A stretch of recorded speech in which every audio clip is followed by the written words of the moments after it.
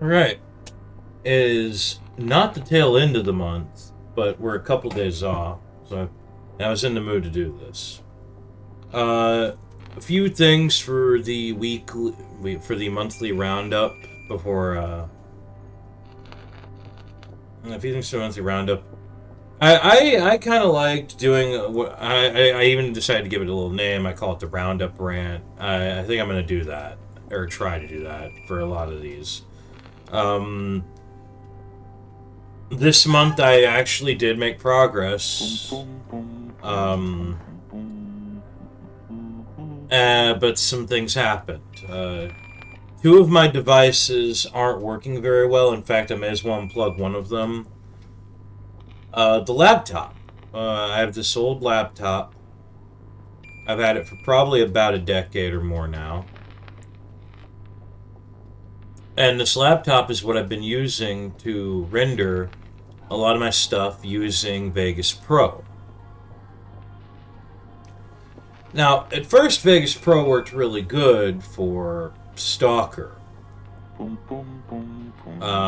The rendered videos came out pretty damn good, pretty nice size, and there wasn't a too noticeable drop in quality. But then I started doing other stuff. I noticed a little bit of drop in quality would ruin a mod rabbit hole. Um, and with Library of Runa.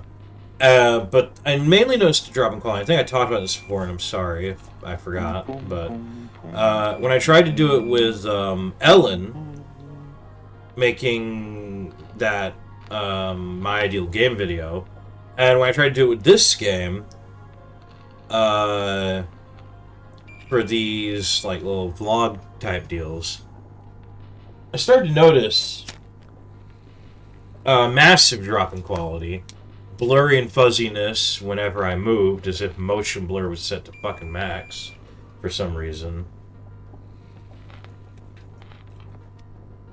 So I started moving over to doing it with Vitamux. And I thought, well, and at first I thought, why bother using the laptop? I could just switch to a Vitamux. Well, my laptop made that decision for me. Vitamux on my main computer. My laptop made that decision for me. The battery isn't working in it anymore.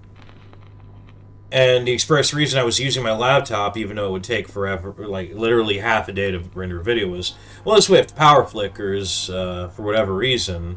Doesn't happen all the time, but, it doesn't consistently have to be a regular occurring issue, but I figured, hey, if the power flickers, it won't interrupt the process of the battery. Well, battery doesn't work now. Laptop's functionally useless until I get another battery, and hopefully that's the only problem it has. Meanwhile, on the PS3 front, my PS3 is potentially failing. I made a whole thing after the whole hard drive death thing I mentioned in last month's roundup. Well, I made an effort. I was going to make an effort to delete some PS3 games off the internal that I knew I already knew I had on the in the external collection and the offline collection. But I also wanted to move some of these games to the PS3 to play them. So a few days ago, I actually turned the PS3 on for probably the first time in about a month, and every 5 to 10 seconds, the screen would flicker with static, and there would be a popping noise coming out of my coming out of the speaker, coming out of my TV's speakers. So I knew it wasn't the TV. It wasn't the fucking TV. TV works just fine. My computer works fine with anything else I was using. I would use it for. So I took to the internet, tried to figure out the problem. The first thing I did was before I even consulted any online resources, I swapped the HDMI cord and got the same exact results anyway. So it's not the HDMI cord. I've seen some stuff saying it could be the HDMI port. It could be due to overheating, but I don't know how that could be. The main thing I noticed I kind of dismissed so far. One, because even if it was true, it'd be too much of a pain in the ass to do. Mainly, was I saw a bunch of results saying, "Yo, you should you probably need to change certain settings on your TV." That's what I have to do, and I have to do it every time I want to use the PS3, and that sounds like a fucking hassle, for one, and two, I've never had to do it before, so why now? Saw a few posts, people saying that it turned out to not be any of the above, and it turned out to be, when they took it to a repair shop, it turned out the GPU inside was failing. That's the worst case scenario. That's the case. I need to find someone that actually specializes in repairing old consoles. Until then, I decided I'm going to stick to having one PS3 game on the internal hard drive at a time while I go through while I ever so gradually go through the PS3 backlog. Made sure that everything was in fact backed up and then deleted all but one game off the internal, so that's, yeah. It's making me worried, though. I haven't turned on the Xbox 360 I received as a birthday gift a few years back even once, along with a copy of Ace Combat 6 and Lost Odyssey, and I'm really hoping it works. If not, emulation's apparently pretty viable nowadays for the 360, and games getting recompiled means that I might be able to play Lost Odyssey sooner than later. Even if it's not on the 360, we'll see. I'm now tempted to try and boot the 360 up at some point in the near future just to see if it works, and if so, I might try to use it to play Lost Odyssey.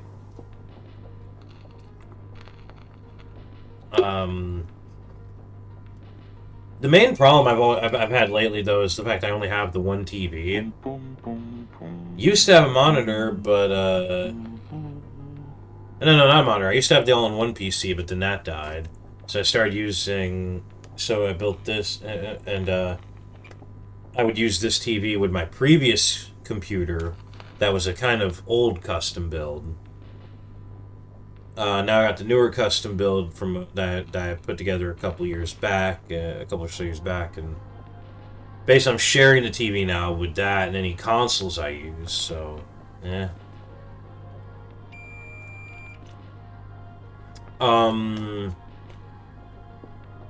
Let's see.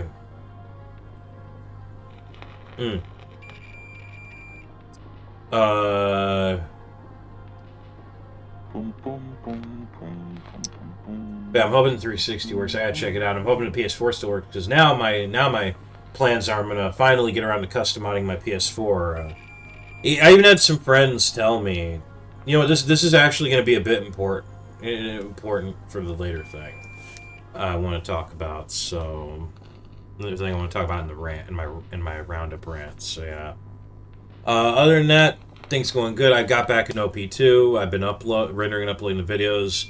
I had to give up the opening, the intro and the outro, because I just couldn't get that shit to work in Avidemux without fucking the audio up in the actual game footage for some reason. Looked into it, and apparently it was something about, they're different, because they're different formats of video or something. So I tried rendering all the individual pieces of one of my gameplay sessions, and then rendering the intro and the outro, and then just stitching it together while copying everything, and figured, hey, it's the same fucking video format, and all that, and it still resulted in fucked up audio. In the previews, I just said, fuck this. So I tried it without the intro and outro. Works just fine, so we're doing that. I may or may not try to stream again in one of the servers I'm in as I play it, but I'll be honest, it's kind of optional, and I experienced some issues trying to stream in there recently, but I think that's because I had it on another internal drive that wasn't the boot drive. I moved it back to the boot drive because I really need space on the internal game drive. Trying to stay on a schedule. but fucking it up, not in the way I thought I was. Getting addicted to OP2 again. So I wanted to keep it on a schedule, just Mondays and Wednesdays. Now I'm thinking Wednesday, and Thursday. But then I've been doing shit over the weekend with recording it, and I'm just like, no, I'm getting too much into it. I mean, it's the opposite extreme problem I always have, where I'm too into it. So I'm gonna stick to a Monday, Wednesday, maybe Thursday schedule. I'm rendering what I have already recorded and uploading it now. I'd like to stick to a schedule where I record the gameplay, render the footage, record my play session, render the footage, and upload it all on the same day. Mondays, Wednesdays, maybe Thursdays. Still got to go through publishing the Run My Rabbit Hole stuff. I honestly think I'm just gonna get a bit lazy about it and just that one image I used for the first video, the intruder in the library image. I think I'm just gonna use that for instead of trying to use a different, unique thumbnail for every video. I'm just gonna swap them all to that one and use that one moving forward with publishing. And I'll still do the timestamps, but I'll probably do that shit quick and dirty, just skimming through shit. I don't really need to. I think I don't need to double check the audio on that. I think it's all fine. And I already rendered properly, cutting out the bits I needed to cut out for the couple of videos where I fell asleep because it was so late. So getting to that, I guess that's gonna be my little bit of my little small time monthly resolution for April. There was something I wanted to do that I was considering about doing this in this month, but didn't get around to it. I'm gonna probably start it up next year, which was I had this idea in my head to like celebrate my birthday, my birth month. I mean, I would do like I was thinking doing like a run through of Vampire the Masquerade Bloodlines, do it as a different clan do it once a year, do it as a different clan every year. Might pick that up next year, who knows. It is one of my favorite games. Other than that, things have been pretty good. I've been in and out of depression, but things have been pretty good. Better than it could be. I've been pulling myself out of my funk, and just taking better care of myself. Not really anything else to say, and I'm trying to get too personal in these entries. It's mostly about the channel and other stuff related to the collection. Speaking of, found a new YouTuber. I don't know if I mentioned him last month. Question. He also goes by Question Theory. Does some really nice stuff. He does some really nice stuff. I would probably. I think it was in a personal audio recording I talked about this. I started making even an alt media checklist. Like I've said this before, but my collection of stuff I like that I grab off of YouTube is I label it alternative media. Made a little alt media checklist, separating stuff into categories. Just a little daily reminder of shit to check. Even though YouTube does give me the updates on who uploads new stuff. But I do daily checks of just all my favorites. Been really getting into Question lately. He's a bit generic. Very samey to some of the others I check out. In particular, he kind of runs a bit adjacent to Farrell Maguire, that's the name. To Farrell Maguire, another favorite of mine. Farrell Maguire a while back was doing horrors on the internet for various parts of the world, like horrors on the, I think, Iranian internet was one of them. Horrors on Russia's internet. He stopped doing that and started doing some more specialized things, like horrors on FBI websites, horrors on LinkedIn, horrors on Pinterest, and I like it because I haven't seen anybody else do this in any good capacity. There is a channel, real quick. We're not at the Roundup rant yet, but I want to make this a little PSA thing. If you see a channel on YouTube that focuses on scary stuff, going by the name of 404 Thread, I believe, please ignore it. If you're into spooky tuber shit and it comes up in your recommends, please just ignore it. As far as I can tell, he is a lackluster motherfucker who is just using AI to write his script and do the voicing, from what I can tell. And I've looked into a few of his videos. The sound is grating. The comments, a bunch of the comments also call him out for the AI stuff and ask for a response, and some ask for a response, and he just doesn't, as far as I can tell, he just doesn't give any. And I could be wrong, because I really didn't care enough to check, or remember when I checked, I should say. But I don't even think he puts up a disclaimer that he uses that in the video. I'm not necessarily anti-AI, but what I am against is low-effort bullshit when you're a dime a dozen. There's a bunch of better channels out there. Feral McGuire, Question, Nexpo, Nightmine, Lazy Masquerade, Shrouded Hand, Mulder does a really, really great one, who tends to... I like him a lot more than some of the others, because he tends to have a bit of a suspension of disbelief, where he even goes into detail about how ridiculous some things and stuff and like found footage, analog horror stuff he finds fascinating can be. And he's very down to earth in that regard. I like his stuff. There's better channels, I'm saying, out there for you. Go watch those. Please ignore people that just want to put together AI slot made videos. And the crazy thing is, it's like he does a lot of videos that are similar to videos other people did anyway. Like, I think he literally tried to do a horror on Pinterest video or some shit. So just ignore that one.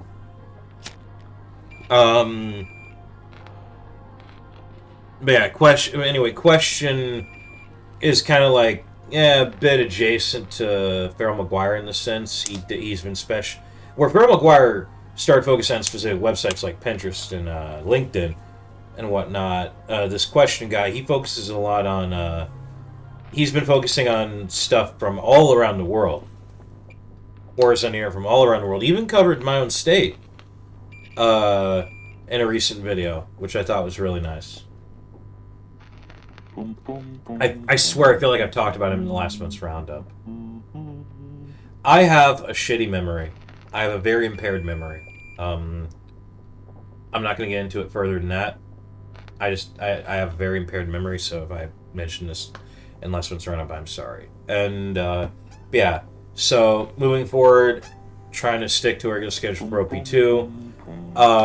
Gotta finish publishing Run on My Rabbit Hole. I would like to get back to finishing Hypnospace Outlaw, because I have a very specific thing about it.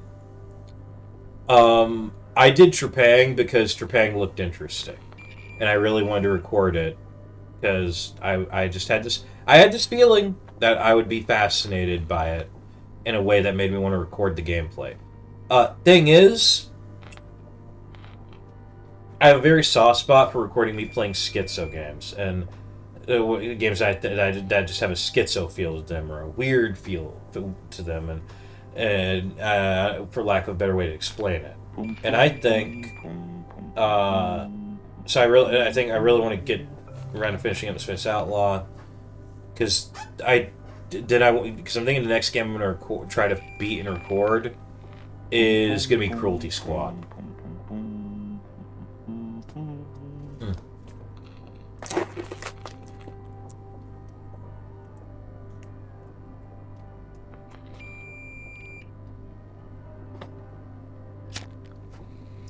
After that.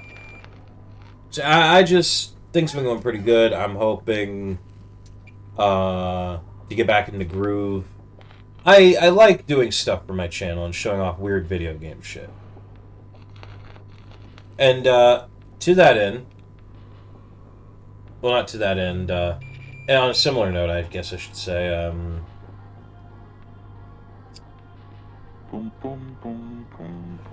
It's time for the roundup rant. Oh wait, no, one last thing. I have almost finished. I finished grabbing all of the Volgan stuff. I don't know what's going on with him. Apparently, he's having a weird. Apparently, he's having some weird. He's like experiencing some stuff in his real personal life. More power to him. Take care of your mental health, buddy. I've finished grabbing all his stuff, and I'm almost done uploading it to my online archive. I will to my online archive.org account. So there's that. Figured my neck. I gotta upkeep a few other things because I also took care of uploading a lot of the ones that have less amounts of videos, like Moldered, Question. Recently finished Night Mine, trying to keep up with that. Trying to figure out what my next one will be. Probably gonna be Lazy Masquerade. That I continue, that I start grabbing up, collecting stuff up. I actually should not announce that. I should not announce who I'm going to go for next, because this is a weird thing for me. I don't like it when YouTubers decide to take their own shit down, when people take their own shit down for whatever reason.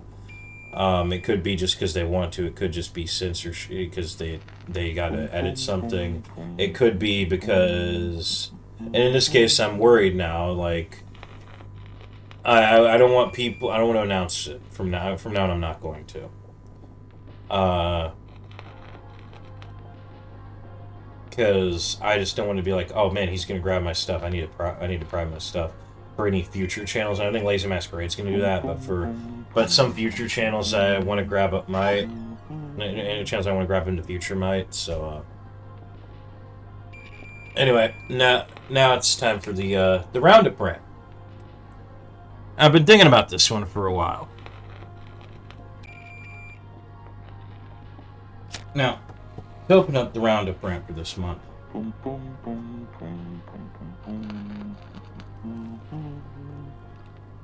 want to reiterate something. I think I might have talked about before.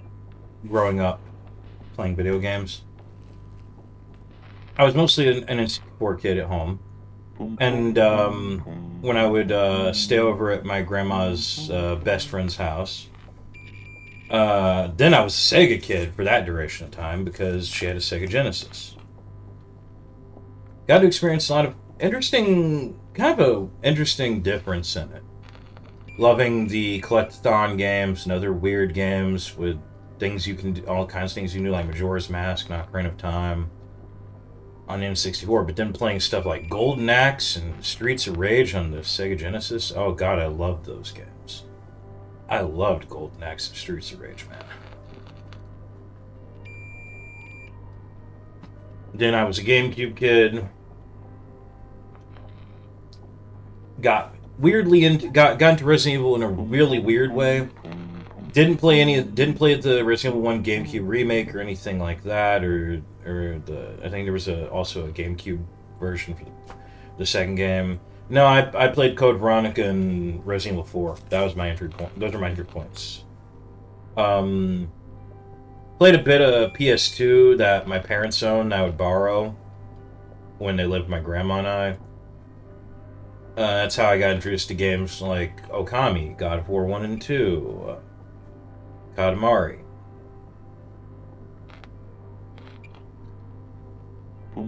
Loved them. Loved all of them. But I was not a big Sony kid growing up, even as in my late teens, even up to my late teens. And I was an Xbox kid for better or worse, and I guess I didn't really have a computer that could do a lot of good, even anywhere near high-end gaming, not even recent years stuff. Like, there was a time where I tried to play Shadow of Chernobyl and couldn't, and for the first time, and I couldn't because I didn't have my integrated motherboard-mounted Intel graphics chipset didn't support Shader Model 2.0.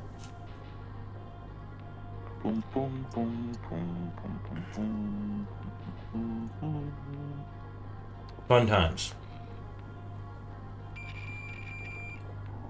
But I swore off of Xbox after the 360.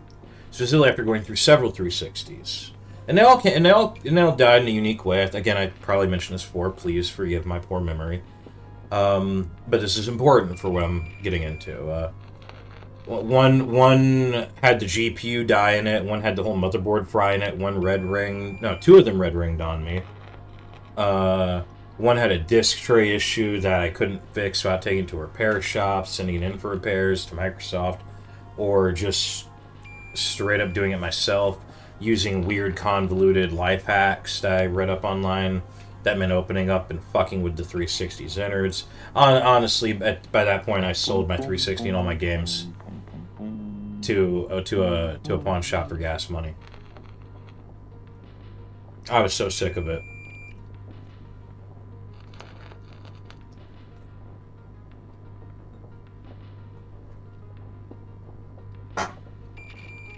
And as far as Nintendo went, well, here's the thing.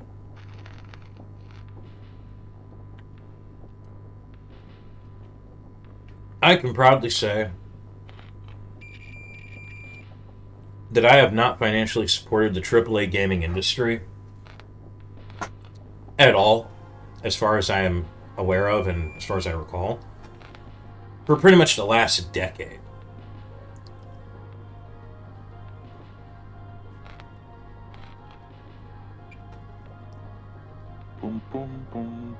Now you'd think, well, that takes effort. It really doesn't. It really doesn't.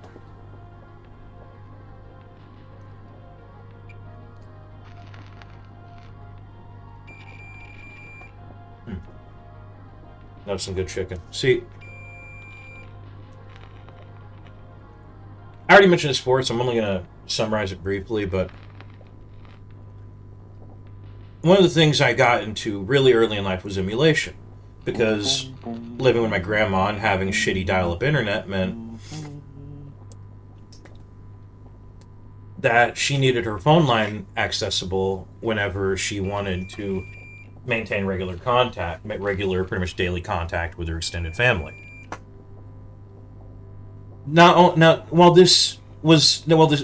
mentioned it before because to explain that this is how I got into data hoarding, but this is also how I got into emulation. Realizing that, I could store all these really small files that even on shitty dial-up don't take effort to much time to download for, ROMs for the NES and the SNES, and that'll give me hours of content for my little ADHD rattled mind. And even if it was something as simple as playing fucking Punch-Out or Balloon Fight, I loved that shit. Just sitting there mindlessly playing and stuff, and it didn't even need a special controller or anything. I could use the keyboard because, hey, guess what? The NES and SNES, they don't have a lot of buttons. Anyway, point is, got me an emulation. And, there's something that's, I guess, really important to bring up here. The person who got me into doing this at all, wanting to upload video game stuff onto YouTube, was Ross Scott of Cursed Farms. And I haven't given him a lot of attention lately. Should do that. Should do that soon, buddy.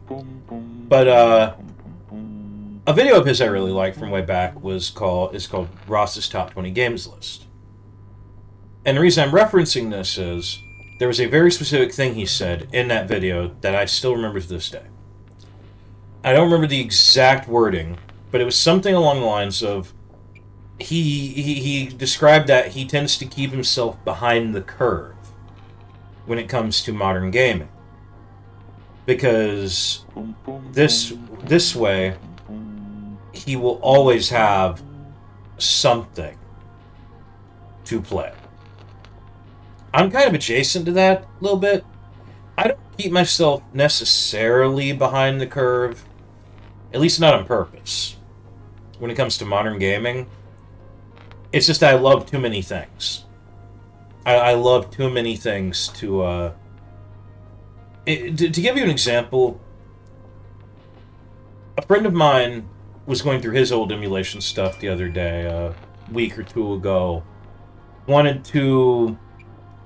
decided to show off this game called that I've never heard of, or at least never paid attention to, called NHL Rock the Rink.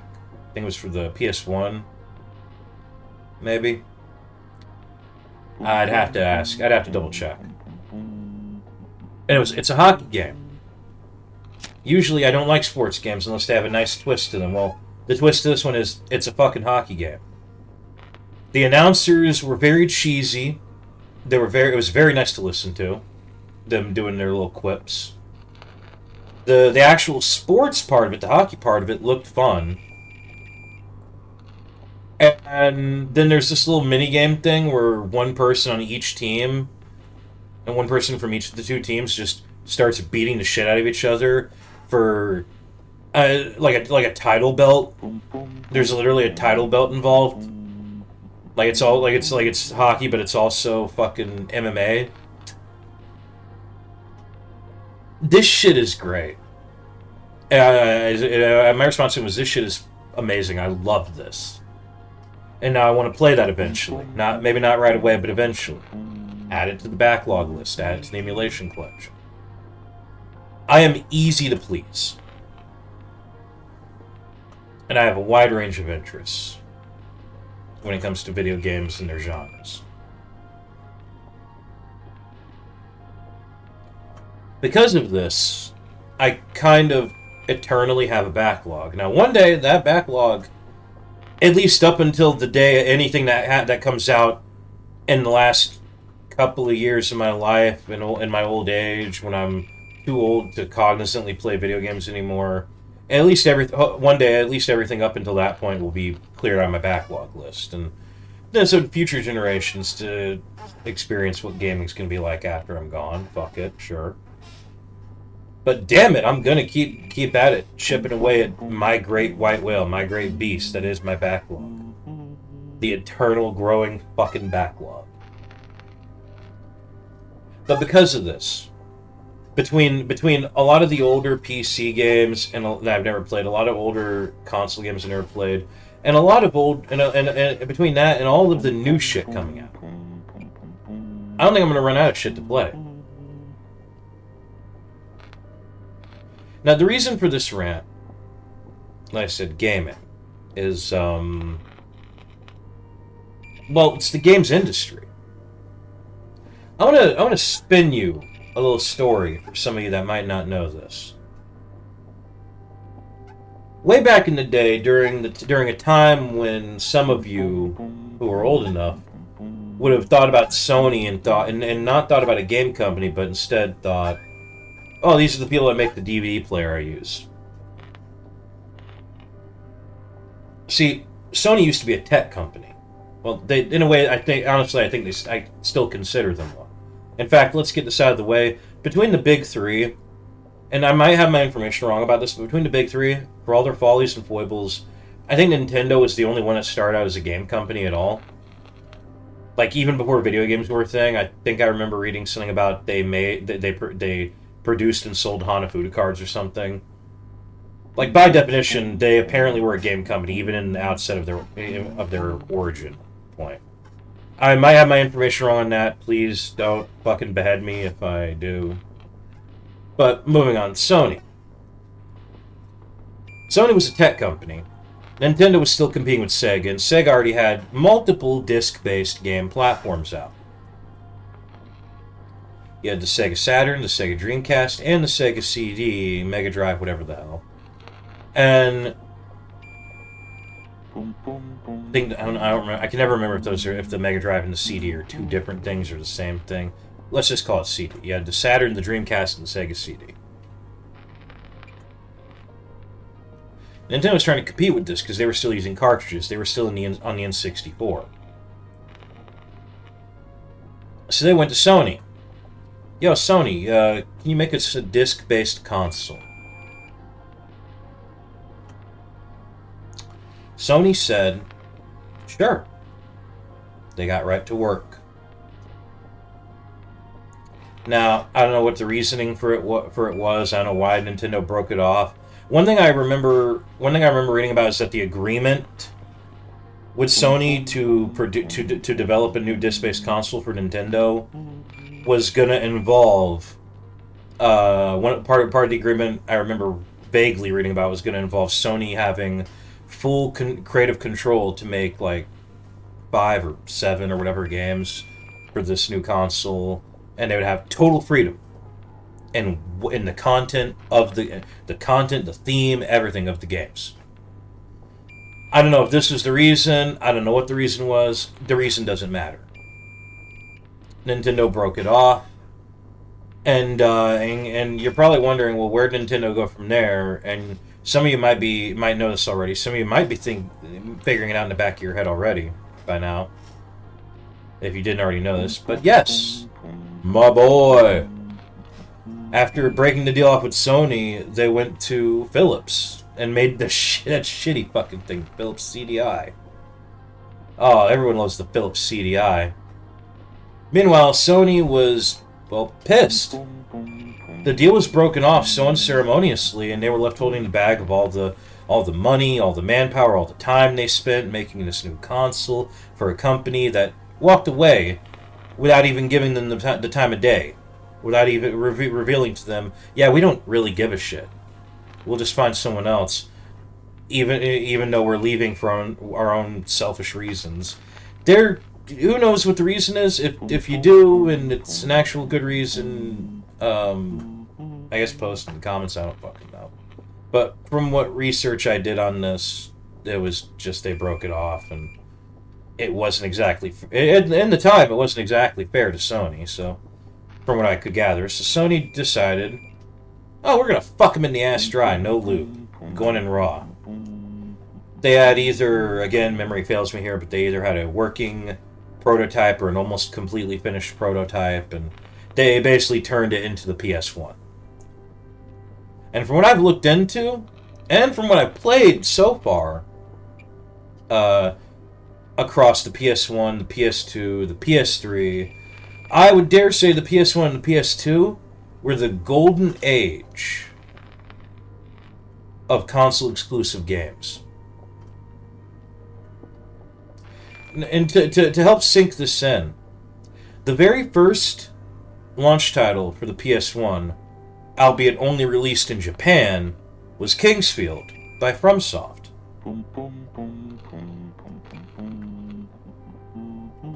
And then what we know as Kingsfield 1 and 2 are actually 2 and 3 here in America.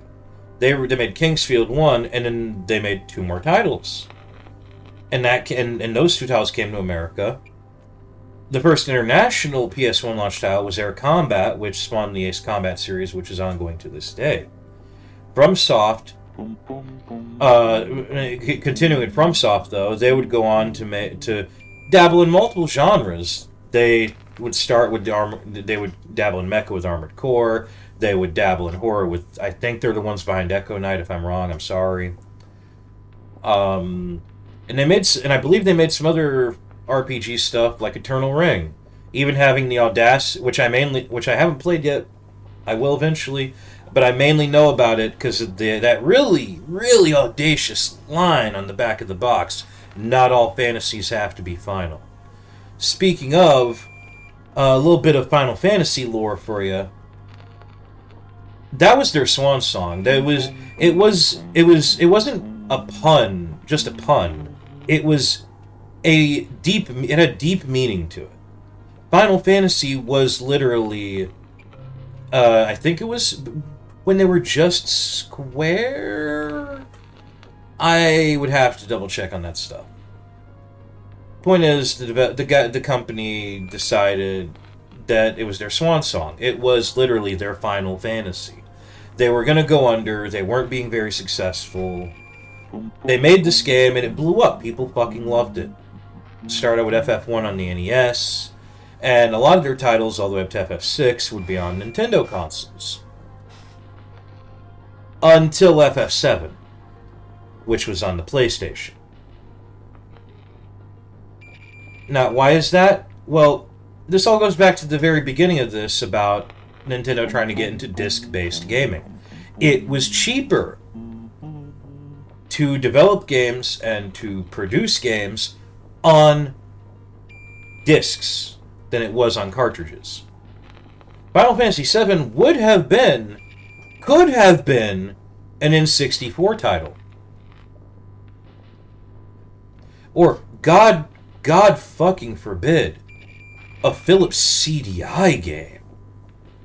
And I don't want to even consider that possible future. But no, they were like, nah, we're gonna move to disc-based, to making our game on disc. And they went to Sony. Sony literally plucked one of at the time one of the biggest fucking IPs Nintendo had under their belt, right out from under them. And from that point on, you would see a lot more Final Fantasy on Sony consoles.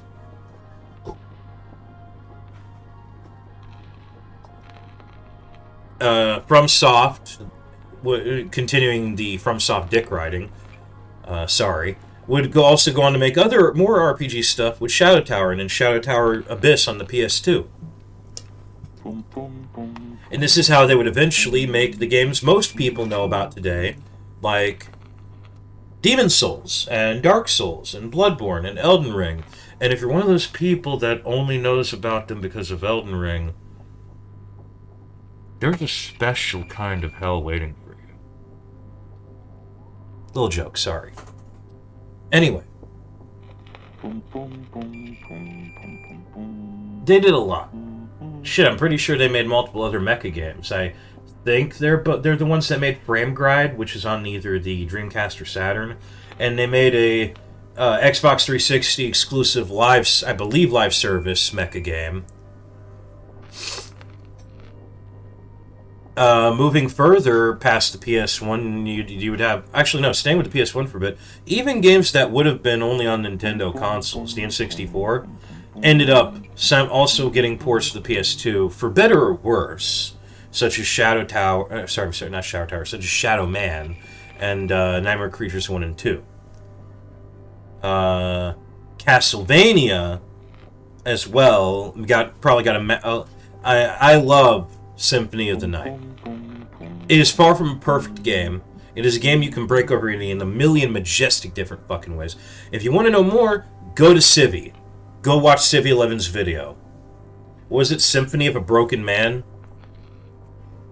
Go watch that if you want more info on that. But Symphony of the Night gained Castlevania a ton of popularity and cemented the whole Metroidvania thing, I think.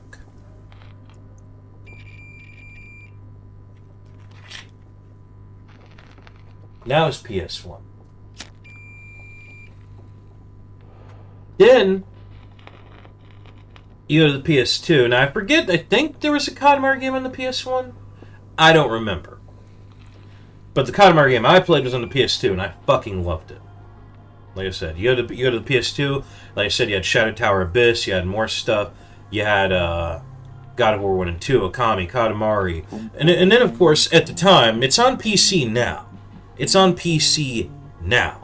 But at the time, you had the fucking Devil May Cry games. And people loved those.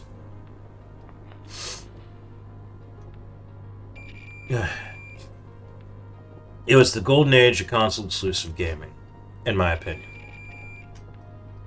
And there's still so much I gotta play on both consoles. Oh yeah, I forgot to mention this one. Koudelka and the Shadow Hearts games.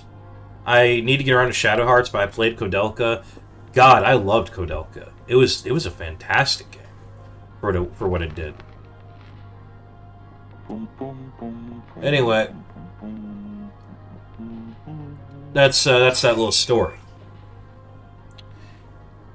Meanwhile, Nintendo had the GameCube, and there's some stuff on that. There's stuff on that. There's Nintendo staples I never got around to playing and beating. Luigi's Mansion, Super Mario Sunshine. There's a few other weirder games. I really want to check out whatever the hell Cubivores is. There's some I think there's some Harvest Moon there. There's some of the weirder ones like Geist and Eternal Darkness, Sandy's Requiem. But one thing I'm particularly interested in is PN03, and what PN03 was It was literally the default name for the game, for like the game as a product, Project Number 03. And they just left it like that, PN03. And if I remember correctly, PN03 was the inspiration for Bayonetta. If not one of the inspirations for Bayonetta. And I'm really interested in that game. And that's a GameCube exclusive. Games I've already played that I think are really good to play on GameCube are, well, mainly Paper Mario Thousand Year Door, but now that's on PC. But I would not really recommend the PC version. Can't stop you, but they made changes to it. And I'm not just talking about anything related to the Vivian drama. I mean, like, they removed voice lines because, oh, that sounds like toxic masculine voice lines. Brain, what the fuck? They removed lines of dialogue because, oh, it sounds like toxic masculinity. Like, I'm pretty sure no one gives a shit that the Goombas you encounter in the tutorial battle in the sewer are trying to mac on Goombella. I'm pretty sure people don't fucking care, but the company did. I don't know. I don't fucking know what's going on through some of their heads. Anyway. I would personally say just play the GameCube version. But,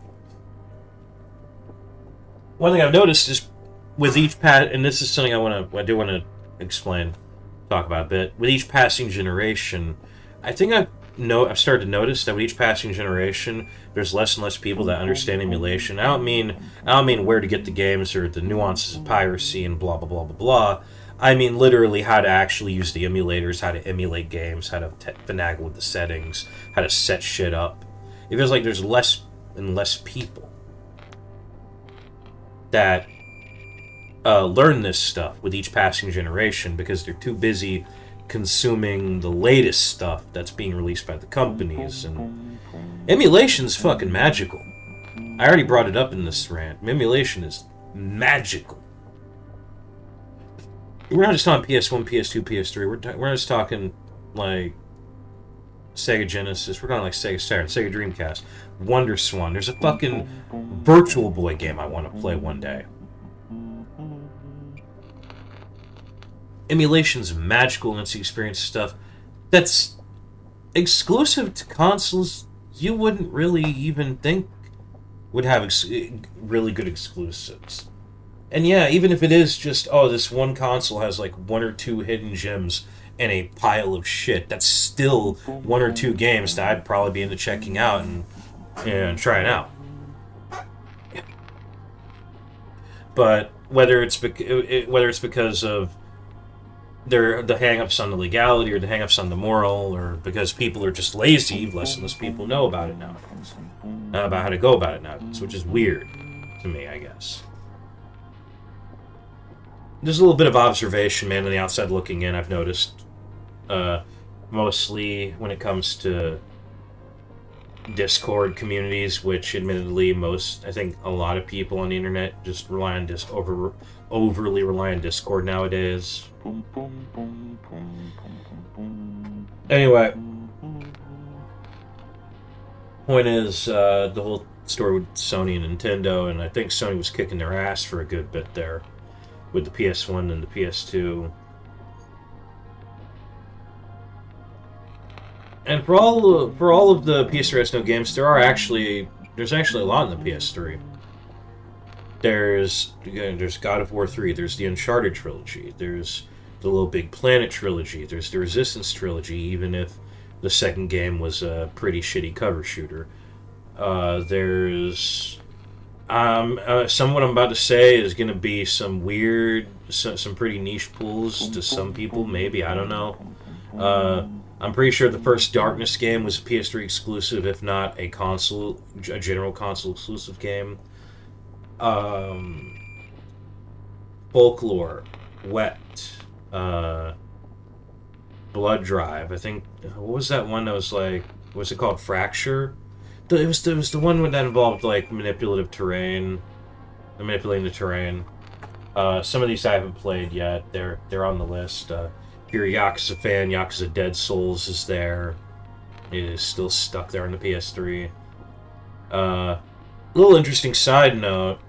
House of the Dead 4, I think, is a PS3 exclusive still. I think. And there is a graphically updated and enhanced version of the God of War PSP games for the PS3, as well as a, oddly enough, a graphically enhanced Earthworm Jim for the PS3.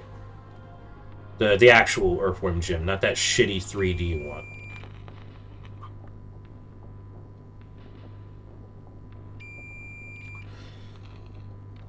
So, yeah. A lot of stuff. A lot of stuff I'm also forgetting. There's some Armored Core. I'm pretty sure there's some Jak and Daxter Ratchet and Clank. I think there's a Disaster Report game on there. A lot of stuff that I haven't even covered yet.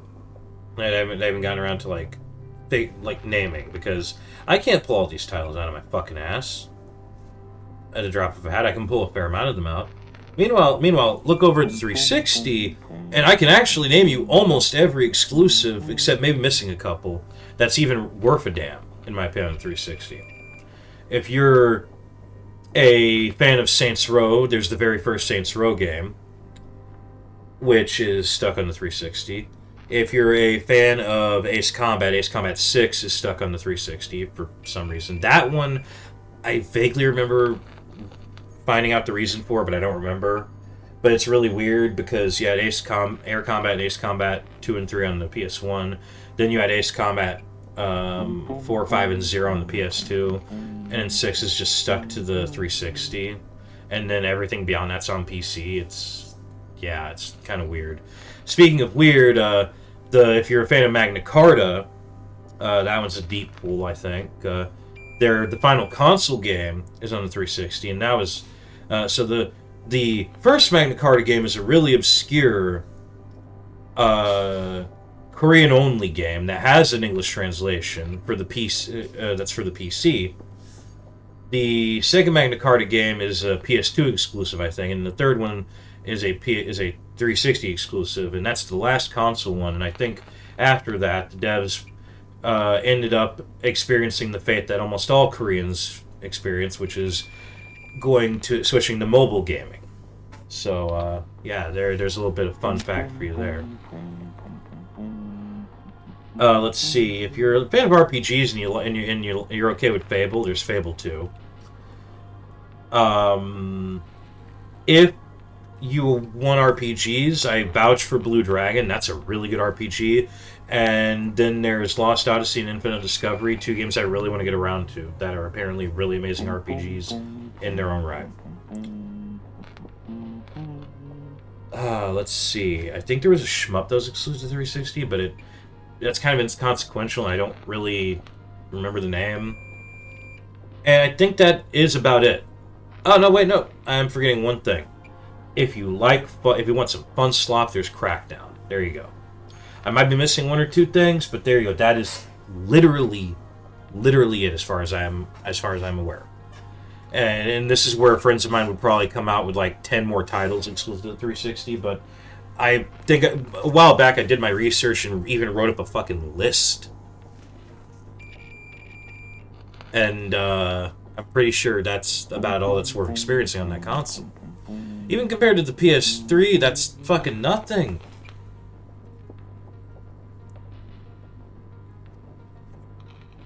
And then Microsoft didn't do themselves any favors when moving forward. They were like, "Oh, our Xbox One." I still remember this shit from the game reveal shows and whatever. What was it, E3? Back when E3 existed. I don't remember what it was. I just remember the announcement. They were literally using phrases like, "This is going to be the hot topic around the water cooler for all of you people. This is going to be the crown jewel of your entertainment center." Buddy, Sony beat you to that. People have been using PS2s as DVD players for a long time now. But we're gonna make our new console the thing you use for your Hulu and your Netflix and yada yada yada. Buddy, I don't want that. If I wanted that, I'd get a fucking Fire Stick. What I want is a good console that's not going to shit out on me after about 2 years of semi-regular use in one of about 15 fantastic fucked up ways. And I want that console to have something on it that makes owning that console actually worth a damn. That's what I want. Is that so fucking hard to ask? Apparently it is. Because recently, Microsoft's, I believe I remember this right, the head of Microsoft's Xbox division stepped down, and the woman who stepped up to replace him is someone with like several years of experience working with AI of all things. And if I remember right, the guy that stepped down released a as the head of the Xbox division, released a public statement that he firmly believes that his replacement is the one who's going to eventually, in the coming years, oversee the sunsetting of their console division. She's most likely, in his opinion, going to be the one in charge of overseeing the shutdown, the doors closing of Microsoft's Xbox division. Why? Because day one on Game Pass, baby. No, I'm not kidding. Actually, even as someone that doesn't regularly use 4chan, I've seen the shit posts, I've seen the green text, I've seen all of it. But what's more is I have a friend who he makes a good amount of money. He has a good amount of money. He knows how to save. He knows how to get good deals, and because of this, he tends to own just about every latest console that there is, and he very explicitly owns like one of the latest Xbox consoles entirely for Xbox Game Pass. He doesn't actually buy games for it. He just gets it day one on Game Pass, baby. It's a little joke. It's a little joke we have. See, we would watch game shows, game reveal shows, and game award shows.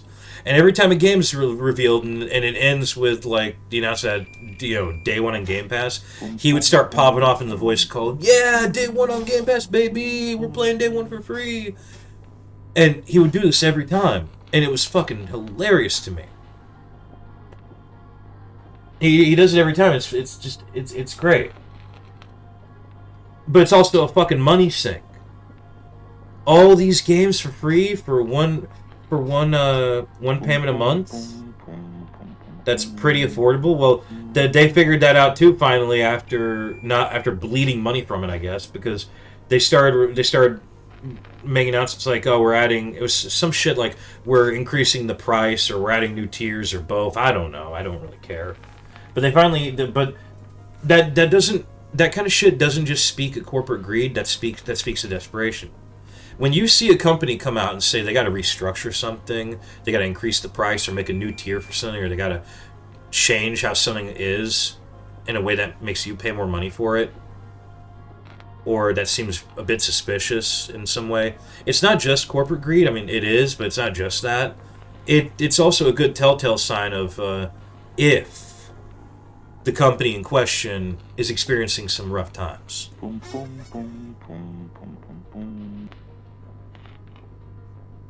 But I feel like you can tell when it's a good indicator.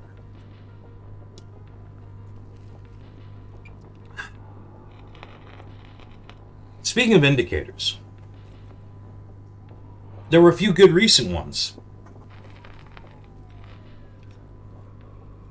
Now I don't really pay attention to this. I stay under a rock usually.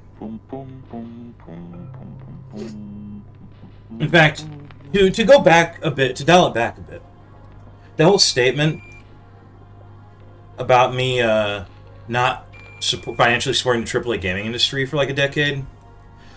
The latest Microsoft console I've ever owned was a 360. The newest Sony console I ever owned was a PS4, and I bought that myself back in 2016, 2017. So, yeah.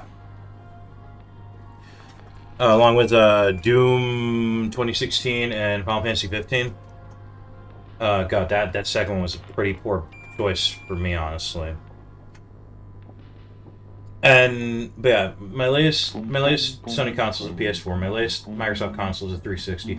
For the longest time, my latest, I don't count the DS because I literally had it for all of like a month and then lost it. But my latest, for the longest time, my latest Nintendo console was a GameCube. And only about 5 or so years ago did this change when I found a new 3DS XL that just needed a stylus and a memory card. And had an ever so slight tiny amount of dead pixelation in the very bottom corner of the screen. And I found it. It's been mine ever since. Custom modded it, just like I did with my with the PS3 I got from my sister. Was just going to throw it away. And even though the PS3 died, it is probably dying on me, or might be experiencing some issues that have made me stop using it for now. Even despite that, it served me pretty decently. The entire reason I custom modded it was to play Nier, because my best friend really wanted me to, and I loved that game. And after that, what did I play? The Resistance trilogy, Infamous 1. I think a couple of other games, and then I was trying to go through Quantum Theory. I don't think I mentioned that in the PS3 exclusives earlier. It's a Gears of War-like with shifting terrain. I think is really cool. It has its own fascinating world to it too. But yeah, Quantum Theory. I'm gonna have to probably start that one over on emulator in the near future. If yeah.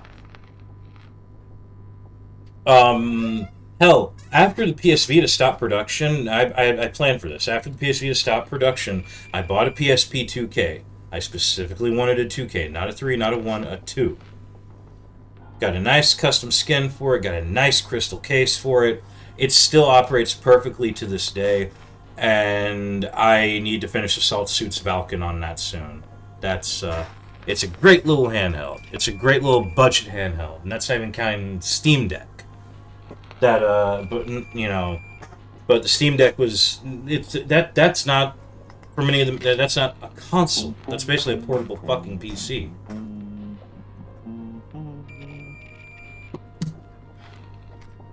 If you want to consider the Steam Deck supporting the AAA gaming industry, I guess, because you're supporting Valve, I guess, that'd probably be the only case in which I can say, yeah, I have in the last 10 years. And the thing is, no, I actually haven't, because that was a gift from friends. I don't know where I was going with that one. Somehow my brain just conked out on that one for some reason. That was a gift from friends. I didn't buy that. The last thing I bought was the PS4. And you'd be thinking, man, it must be hard. I think I said this too earlier in this rant. It must be hard. No, it's not. It's really not hard to just not support the AAA industry. The best way I can put it is the way my best friend put it.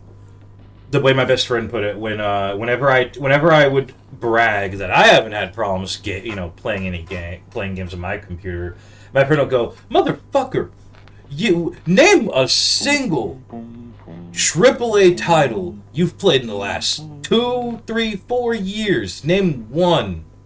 No shit, you haven't had problems because most of what you play is stuff that your computer's probably way more than enough to way more than powerful enough to play. It's just a funny little back and forth we've had multiple times that I enjoy. But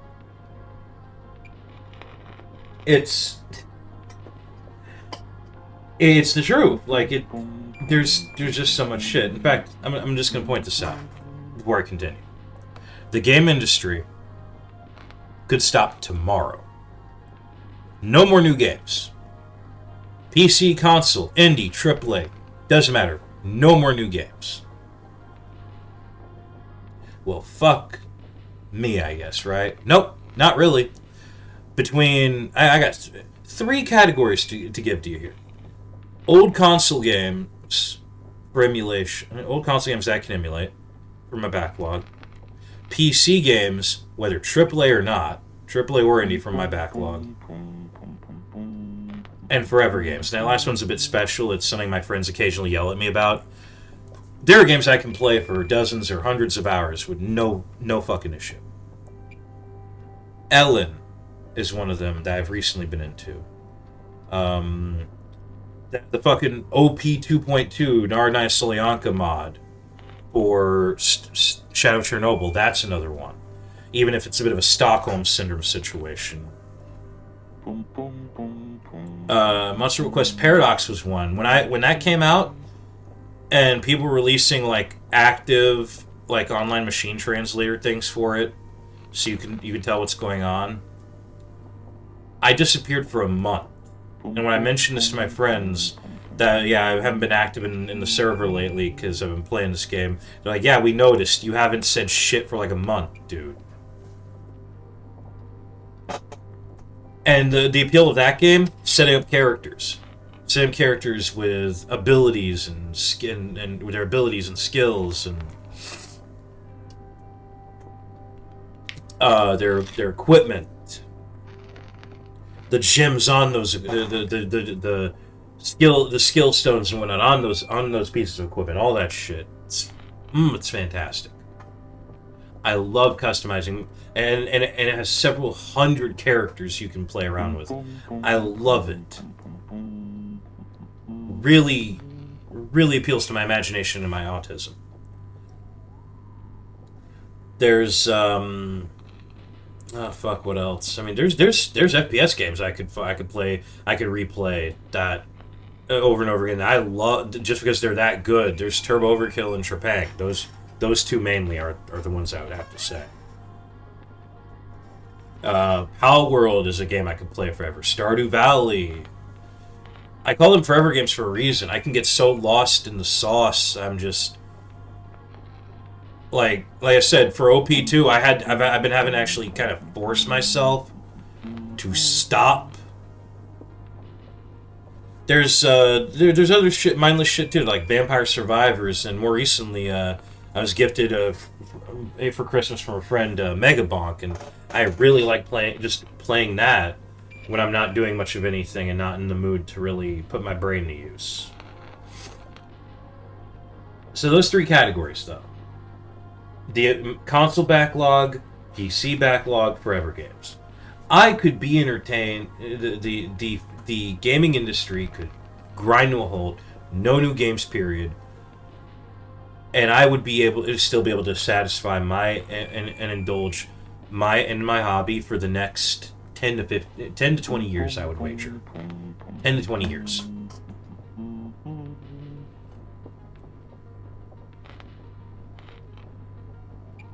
I'm sure a few of my friends could too, especially with the fact that games aren't all we're into. Myself and some of my friends, there's audiobooks, there's tabletop shit.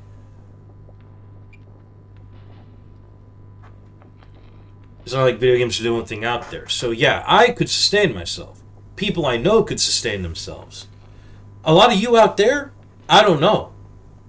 Maybe quite a few you could. Maybe quite a few you are like me in this regard. But I would wager a lot of you fucking people would be like, ah, shit, where are new video games? I need new video games. I need new Spider-Man.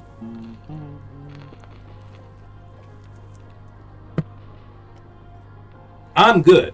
I'm fucking set.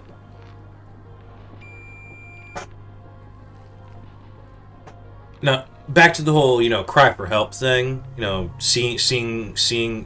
a bit between the lines and seeing that seeing through these announcements that companies are hurting. Well, I got two from Sony.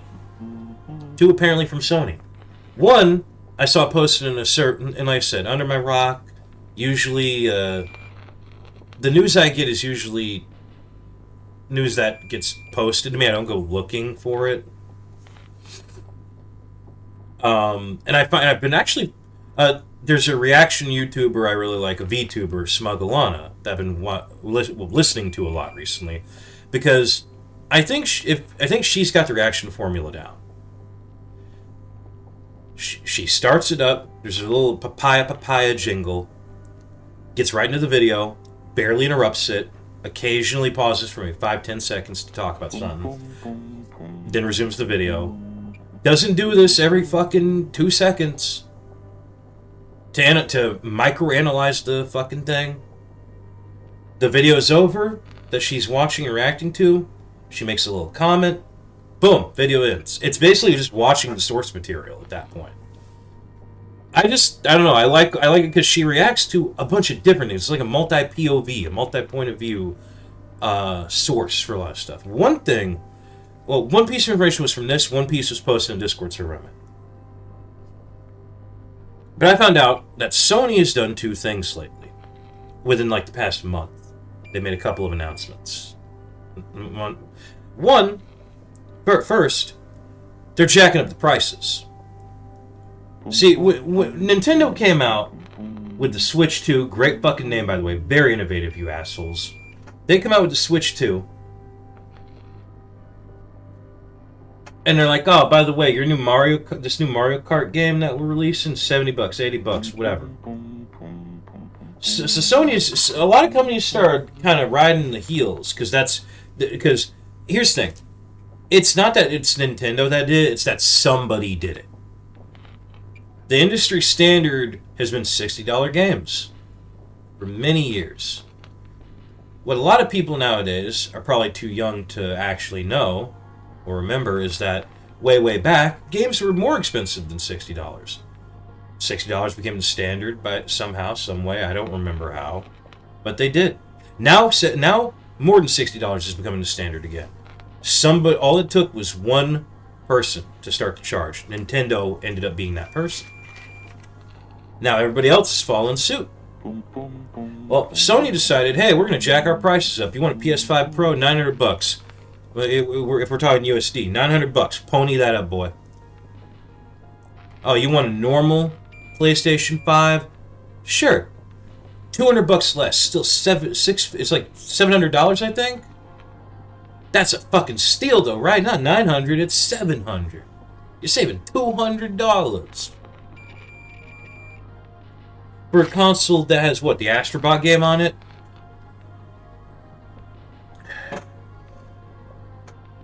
It's really weird because my friend that owns all these latest consoles, he played the Astrobot game, and I gotta tell you, that game was made for him and people like him.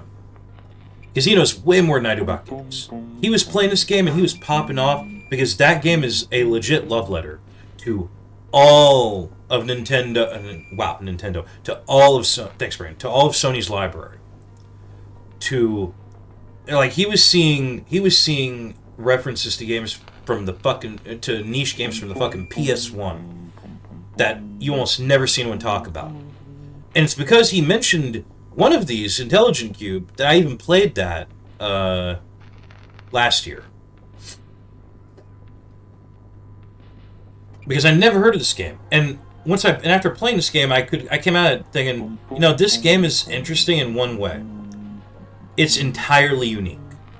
Despite being a puzzle game for the PS1, it does what it does in a way I've literally never seen a video game do, before or after. It is entirely unique. But we're getting way sidetracked. The Astrobot game is a love letter to everything, every IP that's been on a Sony console. But that's all the PS5 really has. No, I'm not going to count the fucking Demon's Souls remake either. Because why would I want to play... And here's the thing. Alright, here's the thing. One, if I want to get really, really specific here, like really semantic about it, yes, I am actually a believer in that whole soul versus soulless shit. I saw comparison shots between the PS3 Demon's Souls and the PS5 Demon's Souls remake, and I was like, no, I think I like the PS3 one better. I like how it looks better. But setting all that shit aside, oh man, do I want to play the original version of the game that is easily emulatable, and I believe you can even do co-op on, if I remember what I read correctly?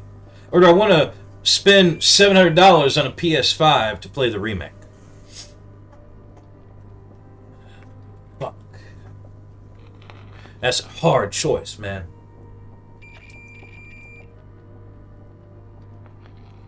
So PS5 doesn't got much going for it, but they're jacking that price up.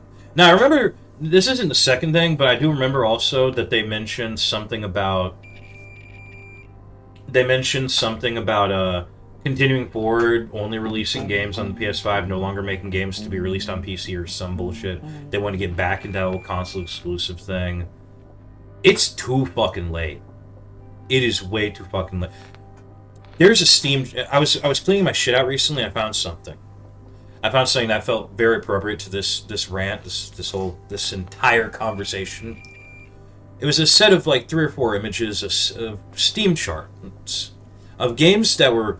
It took a sample size of I think several years, and it was a chart of games that were developed and published on Steam, and what percentage of these games were indie and what percentage were AAA. Now, there's a term a lot of people probably don't remember anymore: AA. Apparently, if I remember correctly, it was games that weren't quite indie, but they were they weren't quite indie, but they still took a certain amount of money that wasn't quite AAA either to produce. Not it full indie, but still that Temu quality type shit.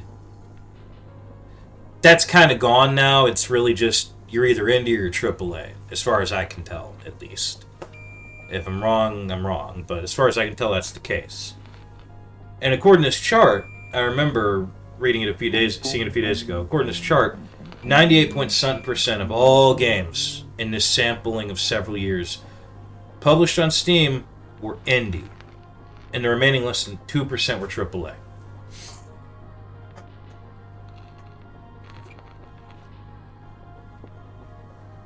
But Sony made some announcement they want to go forward with console exclusive AAA gaming, and apparently they were going to do do this with Wolverine. Supposedly, here's a newsflash: I couldn't give less of a shit.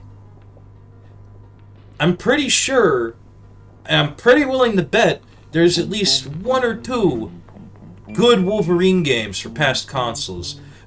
I've been told by friends by friends of mine the best, and I say this because I haven't played it yet.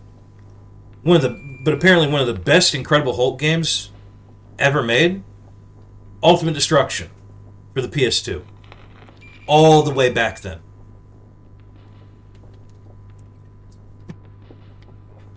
It doesn't have to be new to be amazing, and I really don't give a shit about your new Wolverine game. Just like I really don't give a shit about Nintendo's new Mario Kart game when there's already so many Mario Kart games out there. I'm not going to buy your fancy new console and pay $80 for your fucking game. But no, the second actual factual announcement I do remember seeing that Sony put out, not just I think I saw, was leasing plans. What's that? Poor boy, you can't afford our $900, $700 console? Good news for you. You can lease a PS5 for $10 a month for 36 months. And then you have to return it. Now, knowing Sony, I'm sure it's going to be a contractual thing where it's not going to be you rent it out for $10 for 1 month. You spend that whole month playing one game you really want to play on the PS5. And then you return it. I'm pretty sure they're going to try to work up some contractual shit so you can't just do that, because then they lose out on money massively. But what this tells me is not and this also speaks volumes of the whole you will own nothing and be happy thing that I've seen a lot of people doom post about, but for what I'm looking at, it's still possible to own shit. Now, I'm not talking big like a house or anything. I'm talking like your possessions. It's still possible to own shit. It's still possible to own your console. It's still possible to own your games. They're trying to make it they're trying to make it less so, but here's another thing I want to touch up on real quick. I mentioned earlier how more and more people these days don't understand how to use emulation. Well, the reason I'm not so upset, I think it sucks. I think it fucking sucks.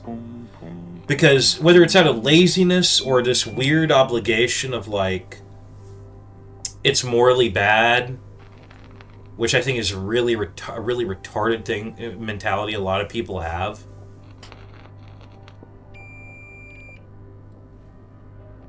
But whatever the case it is, a lot less people are into emulation, and that sucks, but I'm not too torn up over it, because there's kind of a silver lining to this. There doesn't need to be as much emulation nowadays. And I feel I need to explain that, because I feel like I said that wording was, on the surface, a bit wrong. For the PS1, or the PS2, or even the PS3, for the Sega Genesis, the Saturn, the Sega CD, the Dreamcast, for the NES and the SNES, the GameCube, the Game Boy and Game Boy Color, Game Boy Advance, yada yada yada. For all of that, there are so many fucking games that you can play and emulate. Many of which aren't available on PC in some fashion.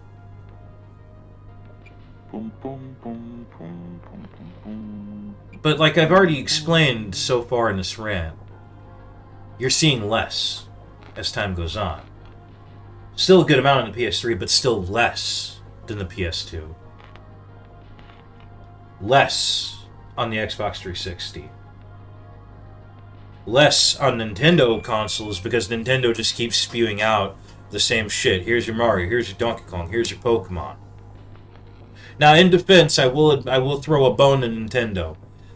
One of my closest friends, if I remember right, has always been an advocate of Donkey Kong Country 2. He's always said that... I forget if he's always said that's the best Donkey Kong Country game, or the best Donkey Kong game, period, ever made. And if I remember right, it is the latter, that is something he has maintained until recently, when he played Bonanza. And he came out and was like, yeah, no, Bonanza's the best, I think the best Donkey Kong game that's been made so far. And this isn't some Nintendo drone either. He doesn't give a shit about the new Mario Kart or anything. He just thinks it's the best Donkey Kong game made so far. And he's the kind of person who, when he masks off and stops being contrarian, I trust his judgment and his opinions a lot. I put a lot of validity in it. Because I know, like me, he's someone that loves video games.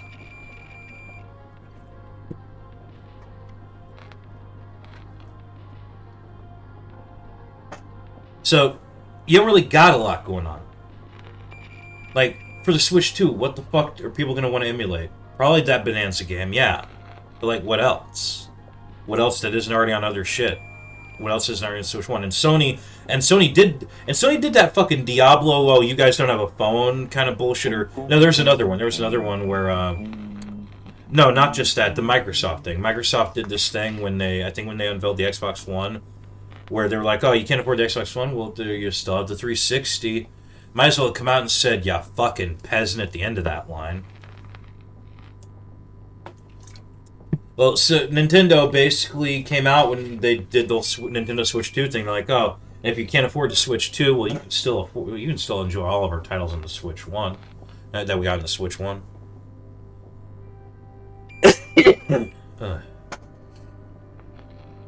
We're getting less and less as time goes on. Stuck on consoles, specifically. So I feel like the waning interest in emulation, I feel like that coincides with the waning interest in emulation, honestly. And that's kind of the silver lining, is a lot of what we already have for emulation is the majority of what I feel we need. We're not really going to see any, for one thing, good fucking luck emulating a PS5. For another, we're not going to see a lot of amazing things moving forward, I feel. Like I said, the thing with Nintendo is just with the Wolverine game. Oh, it's just a fucking Wolverine game. I'm sure there's some good ones out there for older consoles or on PC. or something. And if there isn't, well, nah. Like, I'm not really that fucking interested in a Wolverine game. I'd rather go play Ellum again and continue fishing, or play Mega Bonk, or oh god, if I want to talk about making actual progress in a game, I've been playing Sonic Adventure 2 lately. Recently beat Sonic Adventure 1. Had a lot of fun with that. Let's see. Point out where I'm going with this is I've actually kind of lost track a little bit, but we're getting less. I feel like this waning interest in emulation, that's the silver lining there, is there doesn't need to be as much interest in emulation as there used to be moving forward. Looking back, on the other hand, is another story entirely, and I do wish more people had an interest in what has already been made. Oh yeah, Sony and their cry for help. I think it is a cry for help. I think them jacking their prices up and then trying to say you can lease our console, but then you have to give it back. Then you have to give it back after 3 years of paying us $10 a month. That's them trying to milk. That's them very explicitly trying to milk low-income houses, low-income families of their money over time. $10 a month, yeah, not that much. You might think that's a steal. How about $10 a month times 500,000 people?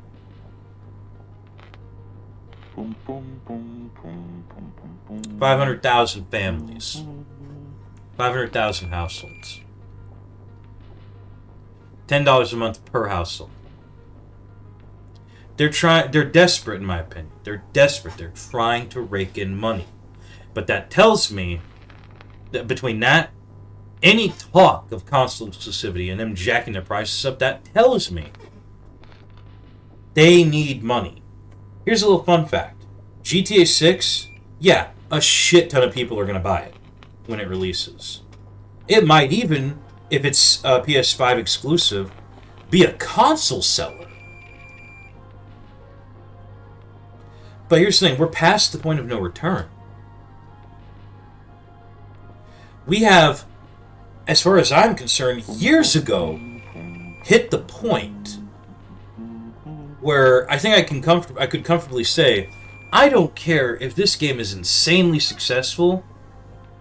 Not only is it not going to be profitable, but because of the amount of money, the sheer amount of money they spent on it over the course of its massive development time, Sony is most likely not even going to break even.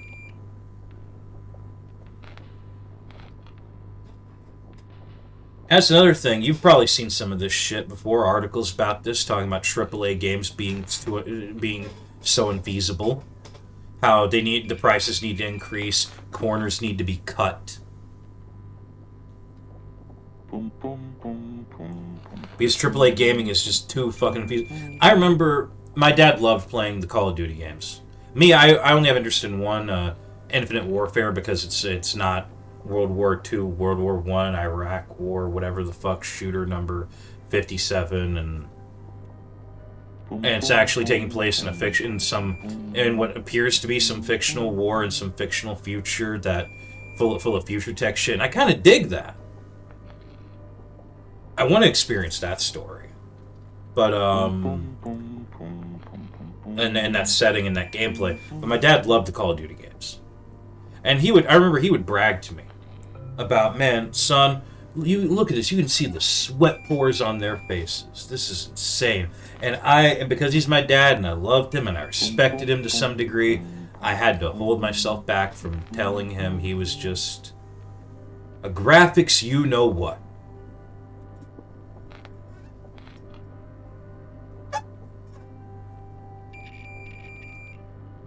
Now my dad was the demographic.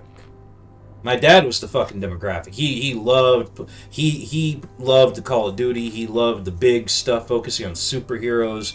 If a Wolverine game came out released exclusive for the PS5 and my dad was still alive today, he would have ate that shit up. That was the target audience. I require a bit more than that. I say as I am eternally willing to fish in video games that I let you fish just because.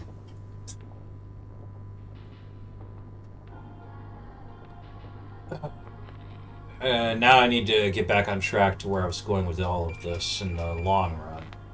See, I thought this out. I thought about various talking points in my head I could put in here over the months. Oh, I mean, over the last month, I meant to say. It's just something I do when I'm bored and I'm kind of doing just idle busy work shit. Try to think, what could the next roundup rant be? But yeah, it makes me kind of proud, and that I haven't really financially supported the AAA gaming industry. And like I said, that chart thing, that's important too. 98.7% of games being indie. It's kind of hard to actually support the AAA industry when the majority of games being released are indie. When the majority of the games being released go on these really nice sales on Steam, and I can pay a few bucks, $10, instead of paying $60, $70, $80 for a game. Oh, what's that? You're making another new Spider-Man game? Oh, I'd rather check this indie game out. That's Parasite Eve clone. There's like 4 of them, by the way. There's like 4 fucking Parasite Eve clones being released. One of them doesn't have a Steam page yet. Even you want to talk indie, by the way. Let's table what I'm about to say. What I was about to say, real quick. You want to talk indie? I got a great juxtaposition here. Is that the right word? I don't know. Clair Expedition 33, mon ami. Yeah, Expedition 33 versus Highguard. See, Expedition 33, that's a labor of love. The developers behind it, most of them are freelance and shit. I still remember reading that apparently I think I actually saw like screenshots of the actual posts. But apparently, like, the guy that made all the music for Expedition 33, is it Sandfall Interactive? Is that their company name? If not, I'm going forward. I apologize. Sandfall Interactive. They found this guy on a obscure French video game forum, which by the way warms my fucking heart, because it tells me that there's still people in this day and age that use forums and don't just go to a million different servers on Discord, where there's tons of nepotism and drama, and we're the ideal server, and blah blah blah blah blah going on. But they found this guy in some obscure French video game forum, hired him, and he turned out to be a banger fucking composer. To the point that he was making so much music, he was throwing some of it out. They had to stop him, like, no, we could use this for this. We could use this for this. This sounds banger. This is good. And I remember hearing people talk about how, oh, they're not indie. They're full of ex-Ubisoft employees. And then I look this up, and it's like only a couple of the people at the very top are ex-Ubisoft, and it's kind of like a Pirate Software situation, where they were pretty low rung, low tier. They weren't like doing big core game shit, development shit. And then the bullshit with, oh, but they're using AI assets, and then it comes out what they actually did was they had an AI placeholder for like a small little single asset that was in the very beginning of the game that they removed after the game was finished. But because of that, they don't deserve to call themselves indie, and they gotta be kicked from the Indie Game Awards. That's fine. They already got like 7 awards at the fucking game awards show, the TGA.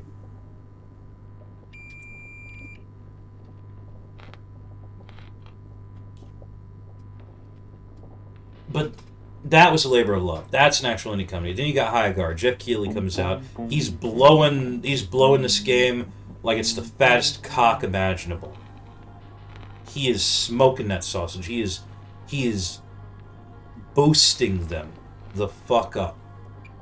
This is this is a brand new indie studio, a brand new indie company, full of incredible people. One thing I loved about this announcement was, in the same breath as saying that it was a brand new indie game studio and company or whatever, he also said that these were industry titans known for their work on shit like Apex Legends, and it's like, well, that doesn't sound indie to me then. That sounds like a bunch of really experienced and long-term game developers that have been in this industry for quite many years.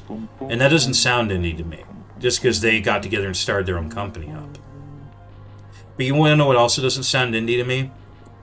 The fact that the development of Highguard was financially backed by a Tencent subsidiary. The fact that there was a guy from Tencent or something related to Tencent on the TGA board, I believe, or it was something like that, and that's very likely the reason Jeff Keighley gassed up these guys so much. Not just because he liked Highguard. You can call me a conspiracy theorist for that one. I don't care. That's what I believe.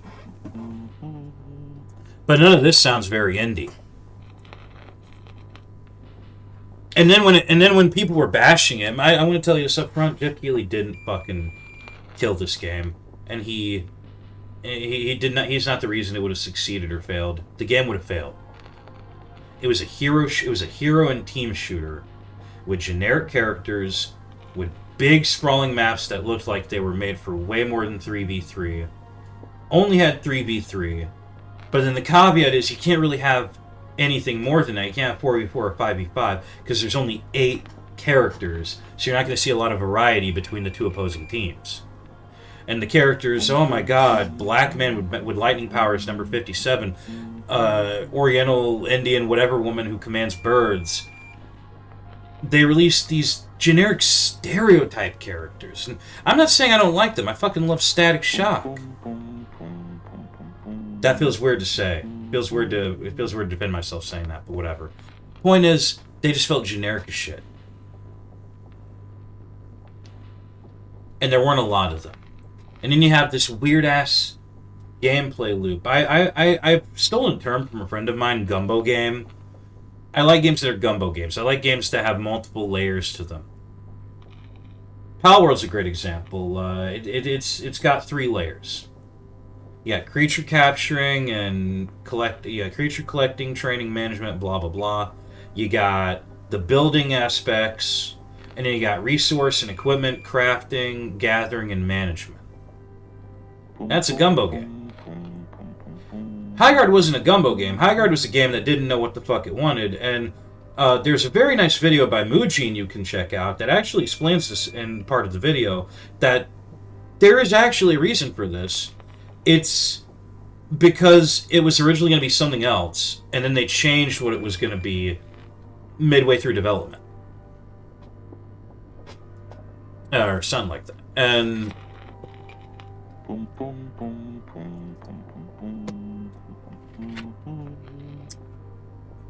and it's a very schizo gameplay loop, reinforcing walls, going to these Borderlands-style loot chests to get your equipment load out, going to get the siege breaker, whatever the hell they called it, the sword that would let you take the enemy barrier down, and go in Team Fortress 2 style, and you gotta take out their generators, and this didn't grab a lot of people. This game was doomed to failure. It would have died off quietly.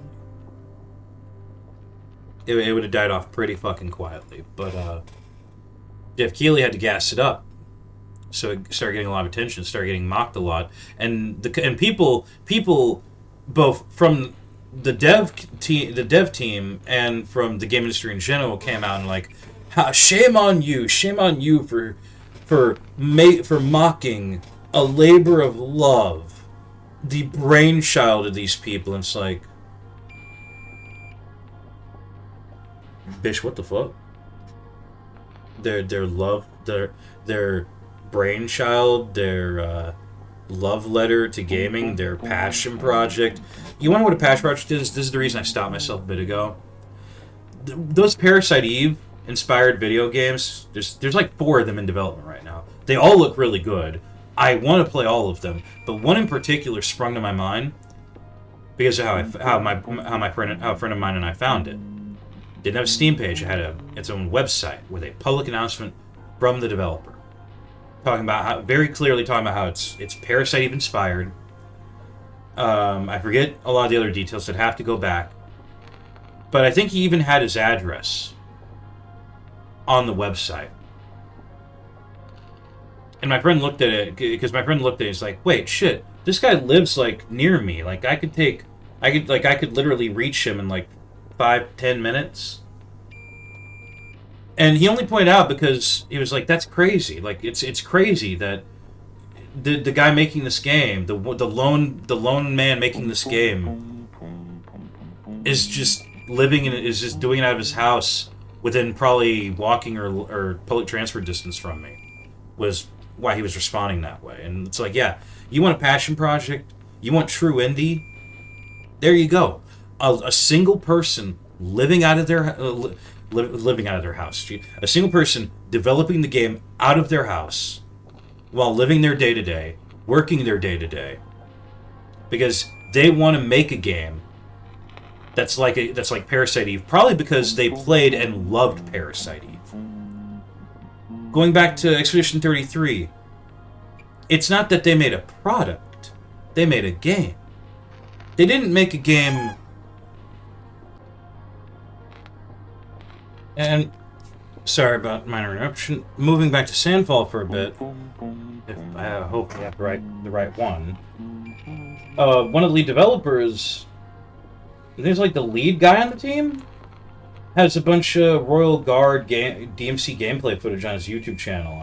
I believe I saw, and it's like, yeah, so there's a reason the parry mechanic's in there, because they love parry. There's a reason the music is in there, because it's the music that the composer loved to make. See, this is the way I see it. Expedition 33, they didn't make that game for me. They didn't make that game for you. They didn't make that game just for all of us. They made that game also for themselves. It's the game they wanted to play and the story they wanted to experience, and it just so happens it's the game a lot of us wanted to play and the story a lot of us wanted to experience. Which is why I got so many fans. Got so much love. Now, I'm willing to believe that the people behind High Guard some of them were attached to their work, but I don't really believe that the whole game was a labor of love. The whole game was their passion project, brainchild, love letter to the gaming industry. No. I don't believe that. It's another team/hero shooter, just like all the ones we've had for the past decade, clogging up the industry, clogging up the gaming scene. And at this point, I think people just need to stop trying to make them, because you have Marvel Rivals, and I don't think Marvel Rivals is going to be trumped anytime too soon, and they just keep going.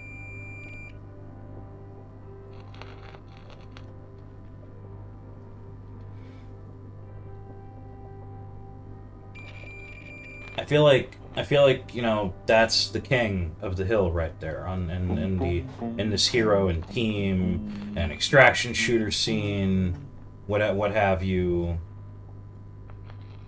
and everyone else is just kind of, like I said, High Guard would have just fell off quietly.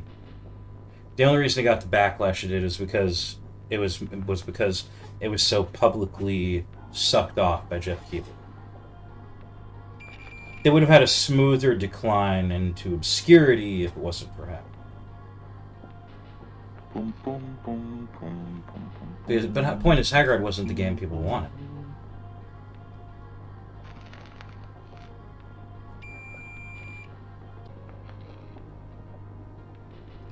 Why?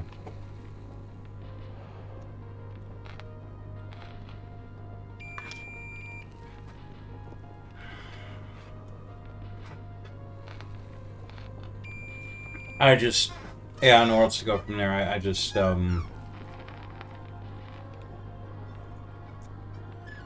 know, there was one more thing.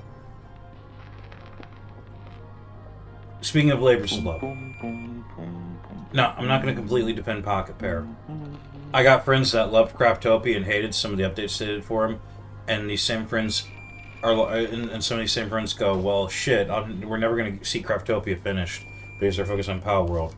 I'm not going to completely defend Pocket Pair in all of their decisions, but they made Power World. I fucking loved Power World. Here's the thing. I don't for a second think they made Power World be a competition in Nintendo. It's not like, oh, they knew what they were doing making that game.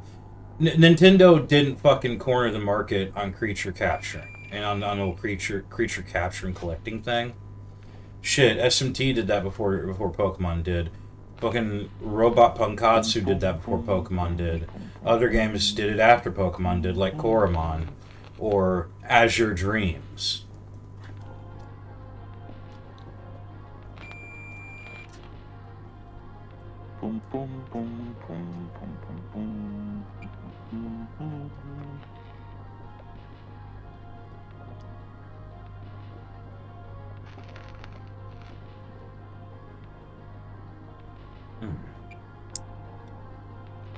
But when Power World came out, then it was a problem. See, the biggest problem overall is the competition. I'm not saying this just for Nintendo or even for this specific situation, or even Nintendo specifically. Sony, it's back to that. We're going back to that 98% again. The indie games industry is huge. To the point that I wouldn't dare say it's oversaturated with a bunch of stuff that is kind of trash, but at the same time, there's a ton of good games out there.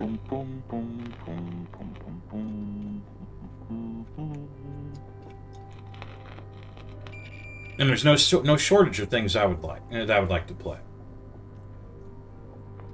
Now, if you're hyper picky, maybe you are gonna have a problem, but I'm good.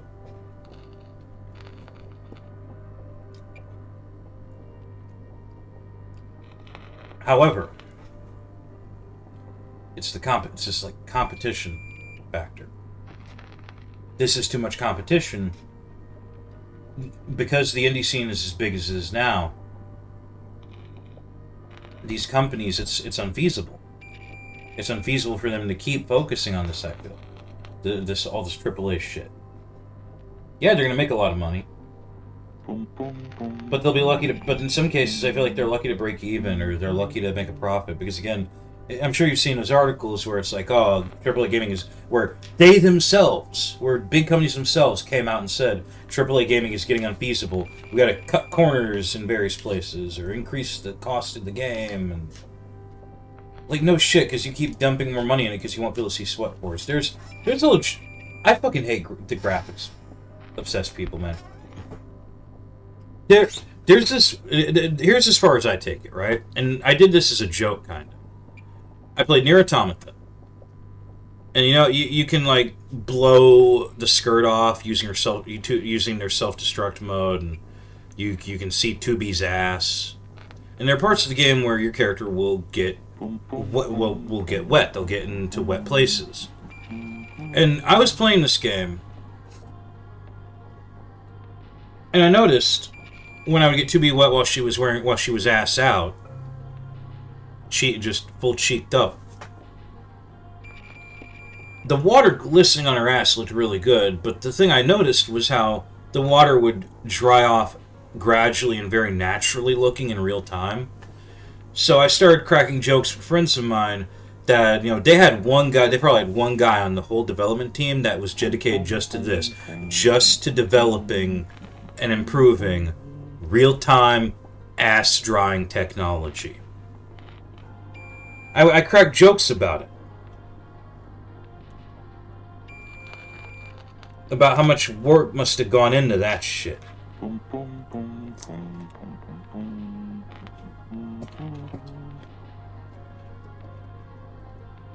I don't look at this shit and be like, oh man, I can see all the pores on her ass. Oh man, I can see the exact creases. Oh fuck yeah, I can see the pores on her sweat pores on her face. I don't give a shit about any of that. I'm gonna come out and say it. Trying to make it look realistic, in a lot of cases, just makes shit look uglier. I don't know if it's just, and here's the thing, I can't even tell anymore. I want to say it's 50-50. I want to say it's half because I have this bias to where I like seeing things in a more anime style, or I like seeing things in a more pixelated style, or I like seeing things in a more cutesy style. I don't like seeing fucking full realism in my shit all the time. And the thing is, and I'm not saying like, oh, I bulk at it and I shy away from it. No, I would say Control had some pretty realistic looking characters. And I loved Control, and I actually liked the way it looked.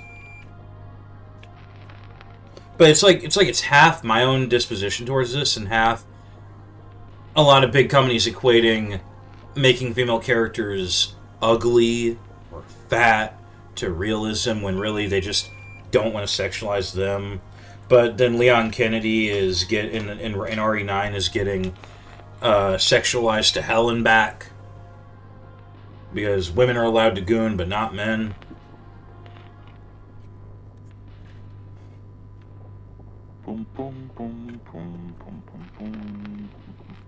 Is that the right term, gooning? Women are allowed to be horny, and be horny. Women are allowed to be horny, but men can't.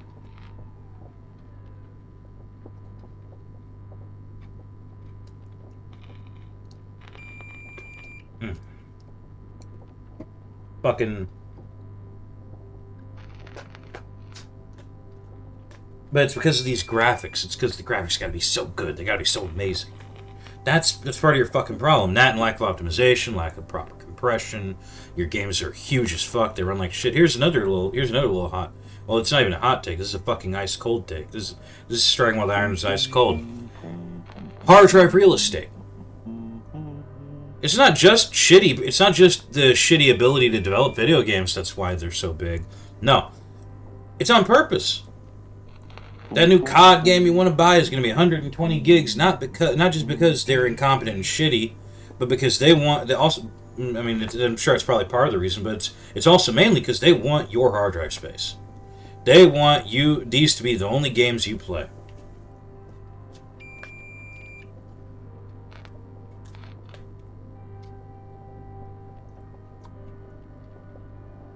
Shit, I remember back in my piracy days, I grabbed I think it was Call of Duty Black Ops 3 Zombies Chronicles as a singular ISO file, and that shit was 100 gigabytes. No, I deleted that eventually. I was like, no. One, I'm probably never going to play it, and if I do, I can probably grab it off Steam. Two, what the fuck is this file size? Fuck no.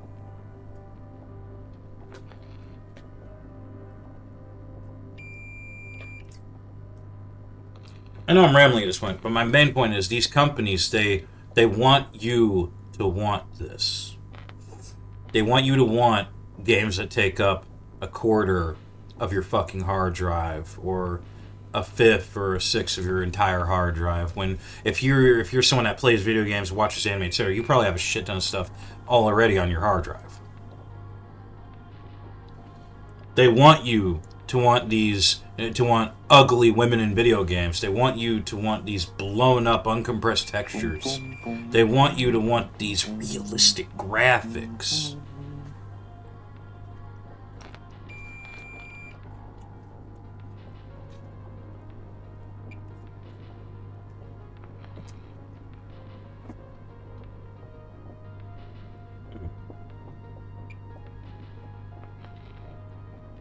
But really what people want, they want shit like Power World. Or, fuck it, Shadows of Doubt. They want games that they can play with friends like Peak. They want games that can let them let their autism loose like Factorio. Hey, there's another forever game I could play, Factorio.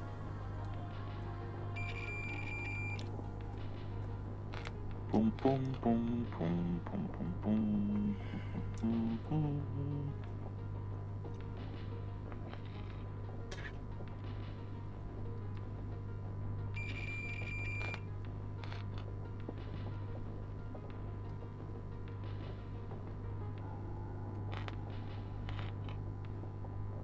In fact, here's something I want to go back and mention, because I actually forgot to earlier.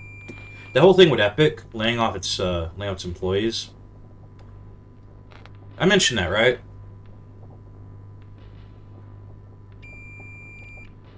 Did I mention that actually? I don't remember. Well, among all the announcements that I've been seeing this last month, Epic they decided we're going to lay off 1,000 employees. I'm sorry if I'm repeating myself. Please forgive me. I genuinely have autism in a very stunted memory. But yeah, please be patient. I have autism. Epic made an announcement. They're laying off 1,000 employees. And I didn't know how many employees they had. A friend of mine had to tell me. By the way, dude, this is really bad because they only have like 4,000 employees. That means they're laying off 25% of their workforce. One of the guys they kicked literally came on Twitter and said, "Guess who just lost his job? Me, the guy who's been working since 2017, who was one of the backbones keeping Fortnite stable, who was just being told the last few days how much I'm appreciated by my peers, and woke up today without a job. Despite how apparently important I'm supposed to be to this company, woke up without a job."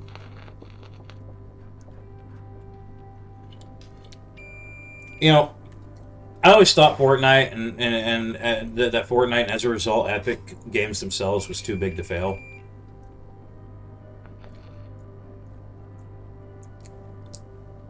Kind of like how I thought Microsoft was too big to fail, at least in their console division area, like not just in general, but specifically in their console division area, until recently with that whole announcement, all that stuff with their sunsetting their console division in the coming years, possibly.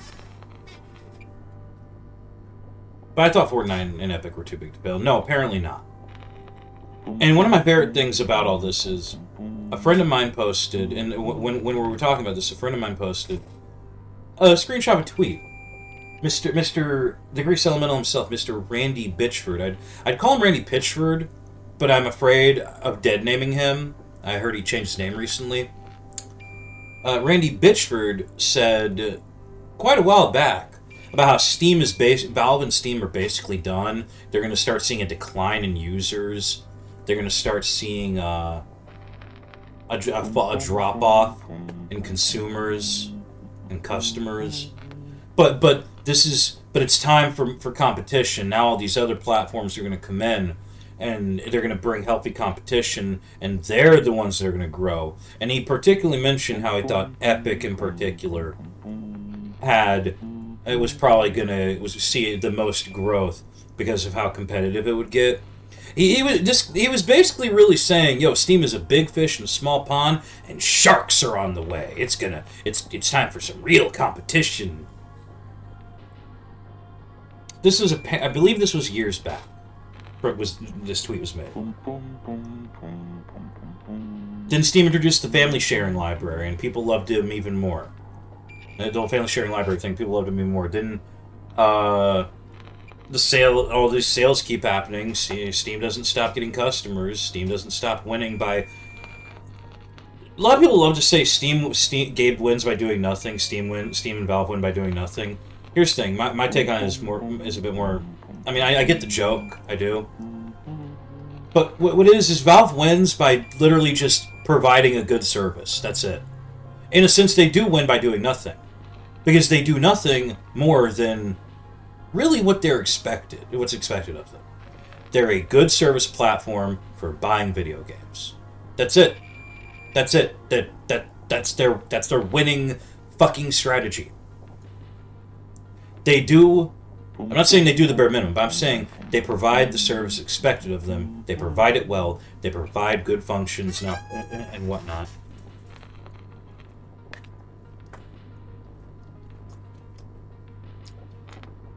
You know, I'm pretty sure Epic Game Store doesn't even have half the options Steam does, even to this day. You gotta download off their shitty Chinese spyware to play video games that they keep exclusive, because this is, again, one of those if I remember correctly moments. They don't just give a big wad of cash to developers for exclusivity deals. No, what they do is they're like, we'll give you enough money to cover X amount of sales, X amount of copies sold, 500,000 copies sold, 1 million copies sold. We'll give you that amount of money for an exclusivity deal. And that's where the whole meme of "thanks for buying it, Uncle Tim" comes from. That's where the joke comes from. Because it's not even a joke, it's very literal. Literally, you bought that many copies for the sake of the exclusivity deal. Thanks for buying me my copy, Uncle Tim. I'm just going to go pirate it and not install your shitty Chinese spyware.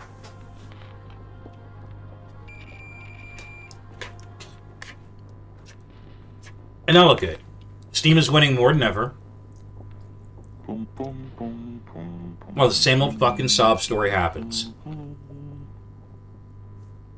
The same old thing. If I had to visualize it, it's literally a bunch of people putting guns to their heads, screaming, "Take this, Valve," and shooting themselves.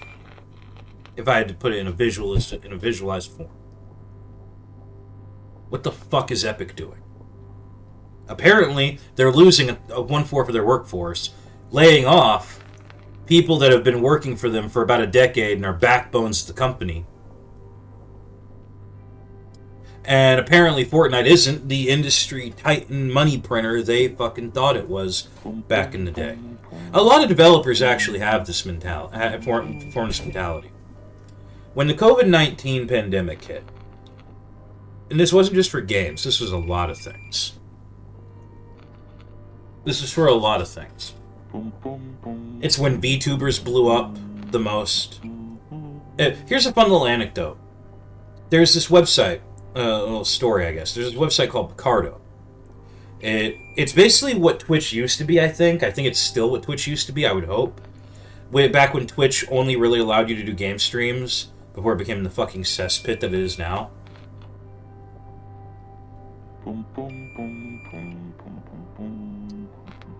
But if I remember right, Picardo should still be, but it definitely was, a website where the only thing you were really allowed to do was either video game streams or art streams. To the point that, and when when mods were active, they were active. Like one of my friends has a story where he and his friend, one of them were playing, I forget which one it is because I haven't played that part in the series. Whichever, MGS4 or MGS5, the one that's a movie and a game basically. And a moderator of the website came and was like, "You need to shut that off right now. This is, stop streaming movies." And they had to like prove it to him and show him, "No, we're playing a video game. This is just the cutscenes." For the longest time, a bunch of friends and I, we would use Picardo. This went on for about a year or so, I think, to hold regular anime streams.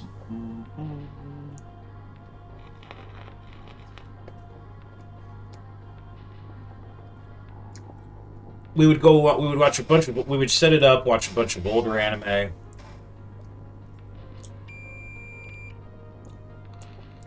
Just gradually go through it. Never got found out. Why? The moderators were busy living their lives. They didn't give a shit. They weren't focusing on it, on the website. COVID-19 pandemic happens. Lockdowns happen. Everyone's stuck inside. In short order, my friend gets banned. He's like, "Well, I'll make a new account." Makes a completely new account. He tries to make sure he tries to hope doesn't get like IP tracked. And within 10 or 15 minutes of trying to continue streaming anime to the rest of us, gets banned again. Has to shelve the whole use Picardo thing, and we moved to another platform.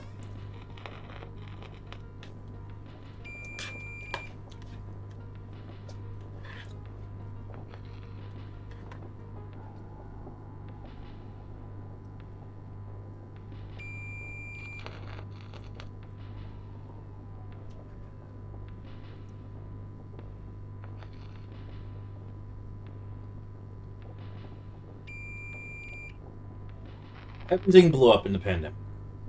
And gaming was no exception. And a lot of corporates and a lot of suits saw this shit.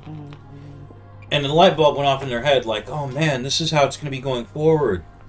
We can expect to see such a huge profit, such an endless bottom line," not realizing, and as a result, not planning the inevitability that is the lockdowns being lifted, people going back outside. Me, I don't go outside unless I absolutely have to. I go outside for the things I got to do in my day-to-day. Otherwise, I stay indoors. I was cozy as fuck during the lockdowns. Nothing really changed for me. But a lot of other people needed more social engagement. They needed more... interactivity, and they needed more to keep them from boredom, and gaming blew up massively as a result. But then it went right back down once they were allowed to go back out and live their usual lives. And then we started seeing all those layoffs as a result of this, because the companies were too fucking stupid.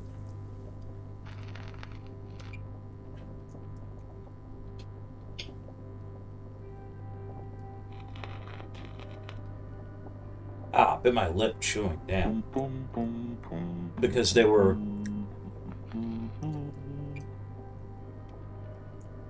too fucking dumb. They didn't plan ahead. They saw the immediate dollar signs. They didn't see the long game.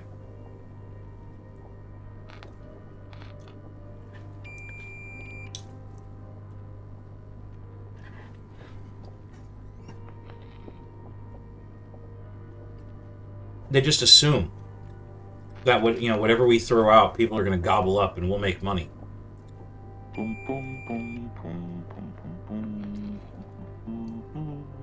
And going all the way back to the Power World thing, Nintendo thought this... I feel like Nintendo's had this mentality for a while about Pokemon. I stopped liking Pokemon after Black and White. I liked Black and White. I didn't really care about anything after that. I heard Heart Gold and Soul Silver and Soul Silver and Sun and Moon were apparently good. But...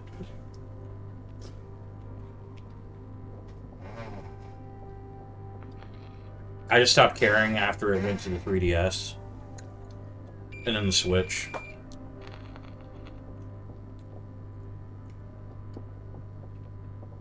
I think the last Pokemon games I played were both ROM hacks. One was the Pokemon Clover, which is memes and jokes aside, shitposting aside, fantastic game. Very well-made game. Fully from the ground up. And Pokemon Blaze Black 2, which was a ROM hack of Pokemon Black 2 that let you actually catch them all. Because that's what I really want in my Pokemon.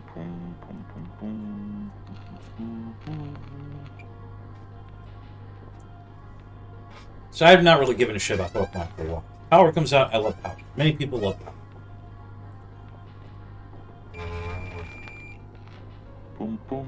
I don't believe for a second that Pocket Pair did this to make competition for Nintendo.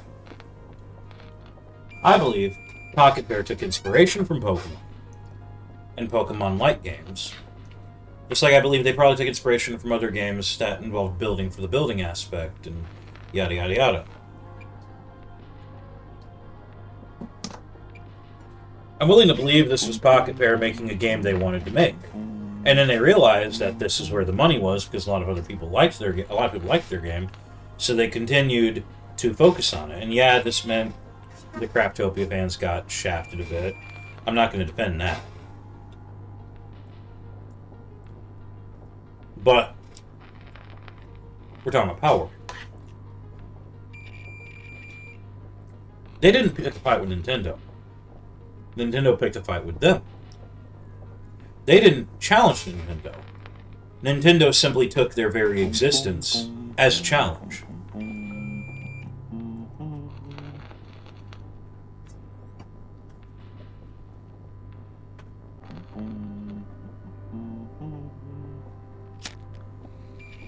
And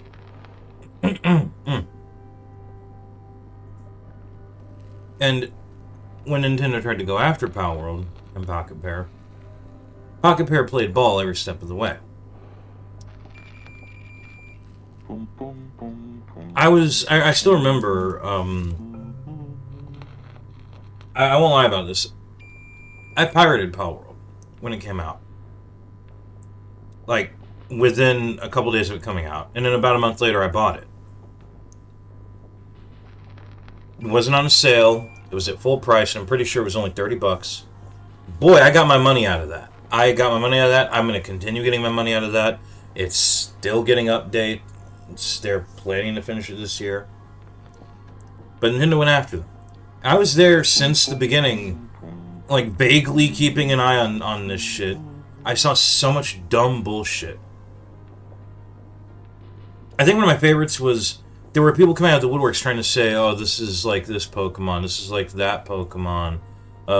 They're blatantly ripping existing Pokemon off and copying them. Look at that horn. Look at that tail. Look at that face. Look at that snout.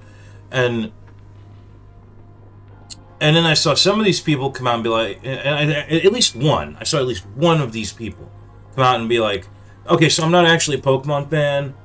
I'm just a PETA cultist. And I fucking hate abusive animals, and I want this game to die." I'll be honest, it's like Catch-22. If they're a PETA cultist, they're fucking stupid. If they're not a PETA cultist, then then they're lying and they are a Pokemon dick sucker. Nintendo dick sucker. Nintendo went after these people, and Pocket Bear played ball or stuff with. Nintendo tried to patent. I almost said cover. Nintendo tried to outright patent the whole, they specifically tried to patent like the 3-shake system with the ball, the very specific act of throwing a ball or ball-shaped object at a creature to capture it in a 3-shake system before you successfully capture it. So what does Pocket Bear do? They introduced well, for one thing, these weren't balls, they were spheres. I don't know how much that could hold up in court, but then Pocket Bear's like, well, fuck it, and they added in sphere modules. The homing module, sniping module, etc., to change up how the PAL spheres worked.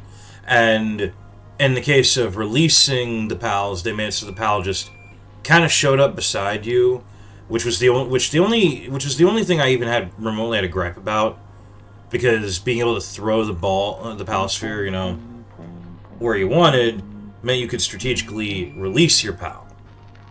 Personally, I didn't have a problem with it though. I mean, fuck it. Right? It's a minor thing. I'm not going to get too hung up over it. Then I think Nintendo tried to do some patent related to holding on to your creature that you are the owner of to glide, which was a thing you could do in Pal World.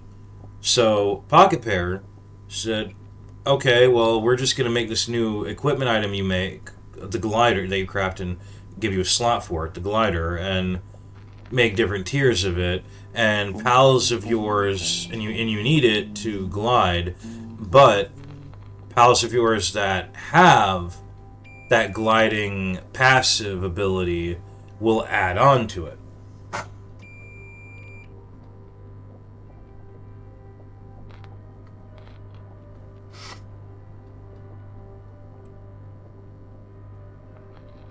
And people were pissed about that. I personally didn't have too many gripes about that either. In fact, I kind of, between that and the sphere modules, it kind of made me autistic. I like activate my autism a bit. Like, yo, I got more shit I can craft. I got more best of the best stuff to make and put in my equipment slots. Yeah, let's go. Homing sphere module and ultra glider, baby. It activated my almonds a bit. Satisfied me. Satisfied the autism. Other people didn't like it. For me, it was whatever. I think there's like one or two other things, and again, Pocket Bear would just keep changing things to play ball. But they never asked for this fight. Nintendo did. They saw a threat. Now, it's been a bit. I was interrupted earlier, and it's been a good several hours, and I'm picking this back up, so I don't remember exactly if I mentioned this. But I don't understand people that just they laud Nintendo as this arbiter of the creature collecting like type of game, when shit like SMT and Robot Pankatsu did it before them. Shit like Azure Dreams and Koromon did it after them. And they didn't go after any of this stuff. And this goes a bit away from the realm of video games, but I want to include this. I was laughing so fucking hard when the United States government and ICE specifically decided, yo, we're just gonna use your fucking music and your anime related to your multi-billion-dollar IP, and we're just gonna use it for our propaganda.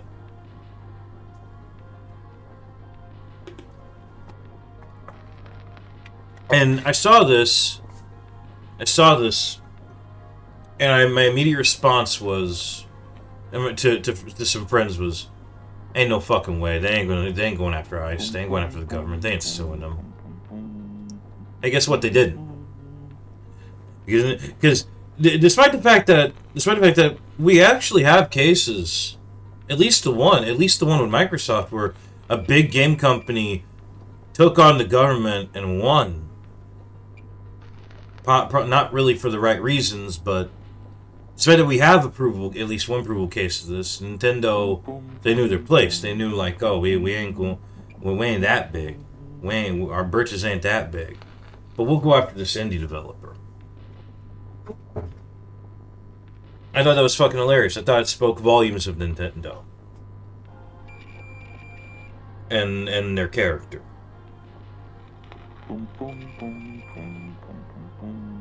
And I'm glad I actually got delayed a bit, because there was something I almost forgot to mention. Marathon.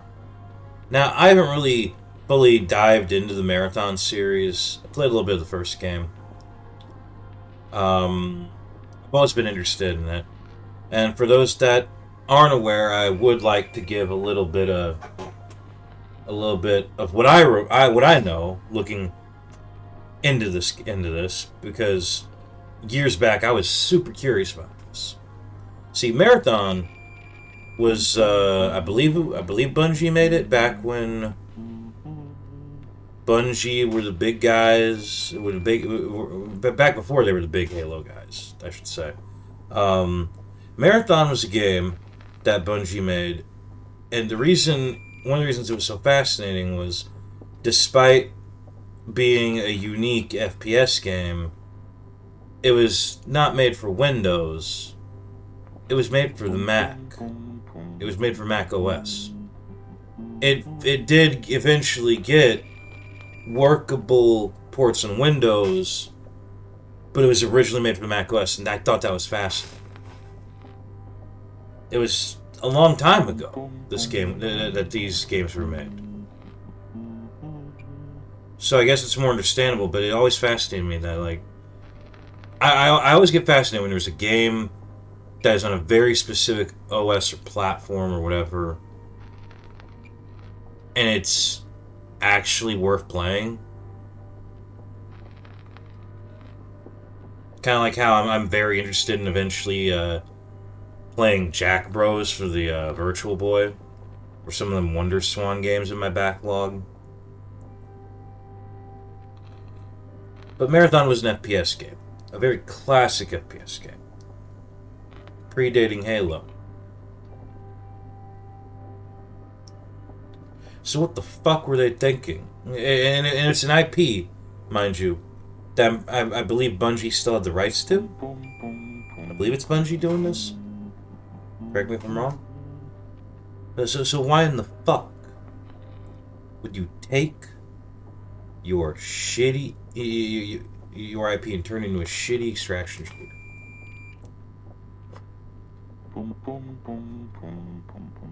I actually talked to a friend about this earlier. Apparently, the extraction shooter genre is more recent, spawned primarily by Escape from Tarkov. While the team and hero shooter isn't necessarily as recent. I kind of just generalize and lump them all together. It feels so samey to me at this point. Hero team extraction shooter. It's like the trifecta. If your game is any one of those three things, I don't really hold too much interest in it. And sure enough, there's even been recent little bits of news posts of Bungie admitting Marathon was the new Marathon Extractor is not making the splash it was making.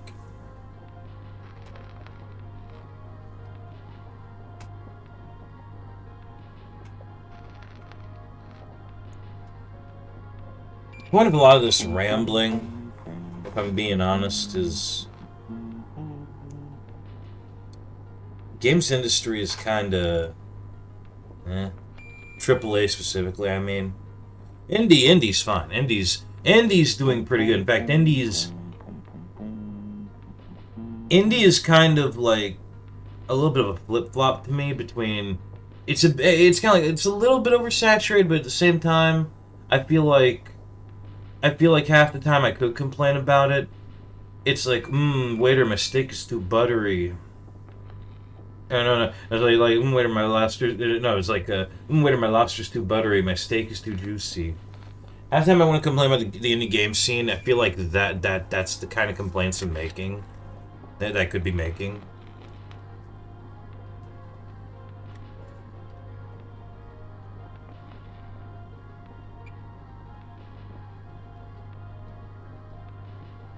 And you have the AAA industry. And yeah,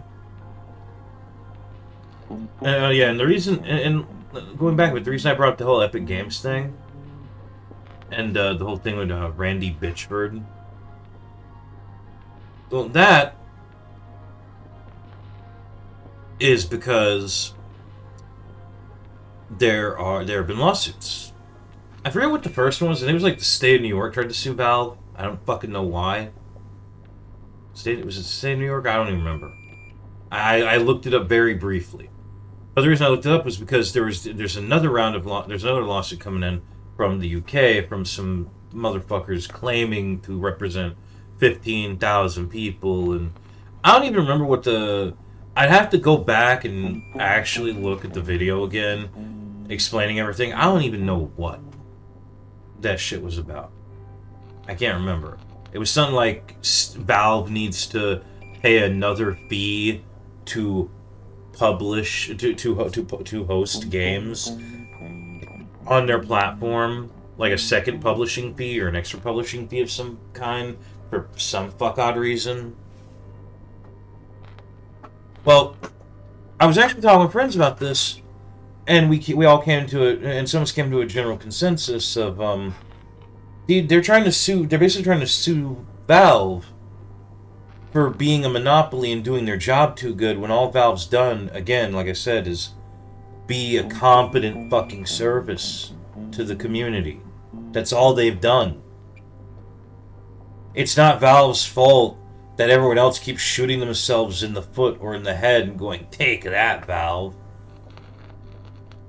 Because they're all idiots. It's not Valve's fault that Epic Games decides we're gonna have a half-assed Chinese spyware game launcher. We're gonna overly rely on a single big crutch that makes us a lot of money, and then we're just gonna start laying off people when that doesn't fucking work. We're gonna bribe developers for exclusivity deals to keep them away, to keep some games on our store and off of Steam. I'm sorry if none of that was exactly good or smart business practice, but it wasn't Valve's fault they did any of that. But they're trying to sue Valve, and I reached consensus with some friends of mine. There's no fucking way any of the other big companies will let this go through. Why? Because because on the off chance, I wasn't like scared of this or anything. I was ever so slightly mildly worried. But the idea was, on the off chance any of this goes through and actually succeeds, that means it sets a precedent. It sets a precedent that they could then shift targets and go after other big companies as well. And then all that went out the window anyway, because while pursuing this bullshit with Valve and Steam, suddenly these same people apparently started to try to go after Sony. And the argument was, I'm not even kidding, because Sony releases games that you can only use on their console. I don't even think it was an argument about console exclusive games. I think it was literally an argument of if you buy a PS4 game or a PS5 game, you can only use it on their console and you can't just use it on your computer. It's like, yeah, no shit, that's how it works. Company is gonna make games for its own platform, not for Nintendo. Sony's not gonna release a game for the fucking Switch 2. Sony's not gonna release a game for PC. They're gonna release games for their PlayStation consoles. These games will have PC versions, PC ports, sure. But I remember seeing this post and someone else, and like immediately followed up by somebody in that server, and the server was posting and going, literally posting like confused face emoji, going like, but that's how it works. You literally can't sue them for how they've operated, for just a completely normal business practice they're doing. What is wrong with you? As when everything went out the window, I was like, no, these people they're just retarded. Because they're going after Valve and Sony at the same time for claims that if you put them in front of a remotely competent judge, they'd throw it out and be like, why the hell are you wasting my time?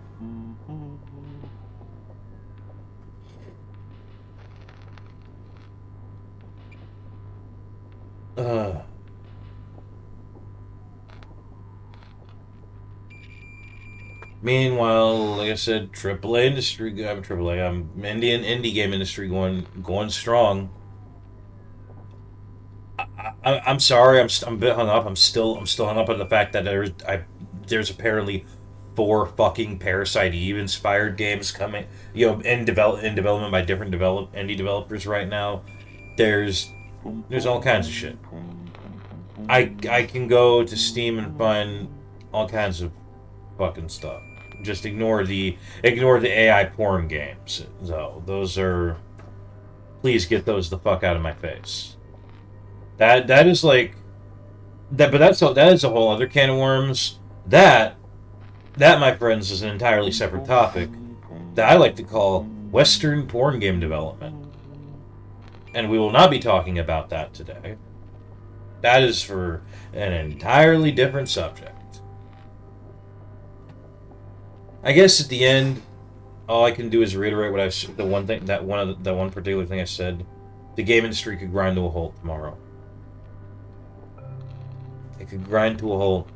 No new games for PC or any console. It's all dead now. Except for what we already have. That's still supported and that still exists. And I tell you, I'd be fine. I would last 10, 20 years before I start going, where are new video games at? I need new video games. I can do that. What about some of the rest of you? That's the big question. What about some of the rest of you? How many of the rest of you? Anyone fucking listening? How many of the rest of you could say you could do that? You could go the next 1 or 2 decades surviving off of what exists now between PC games, emulation, etc., between with other hobbies and interests, before you actually start to go a bit stir crazy and want new video games.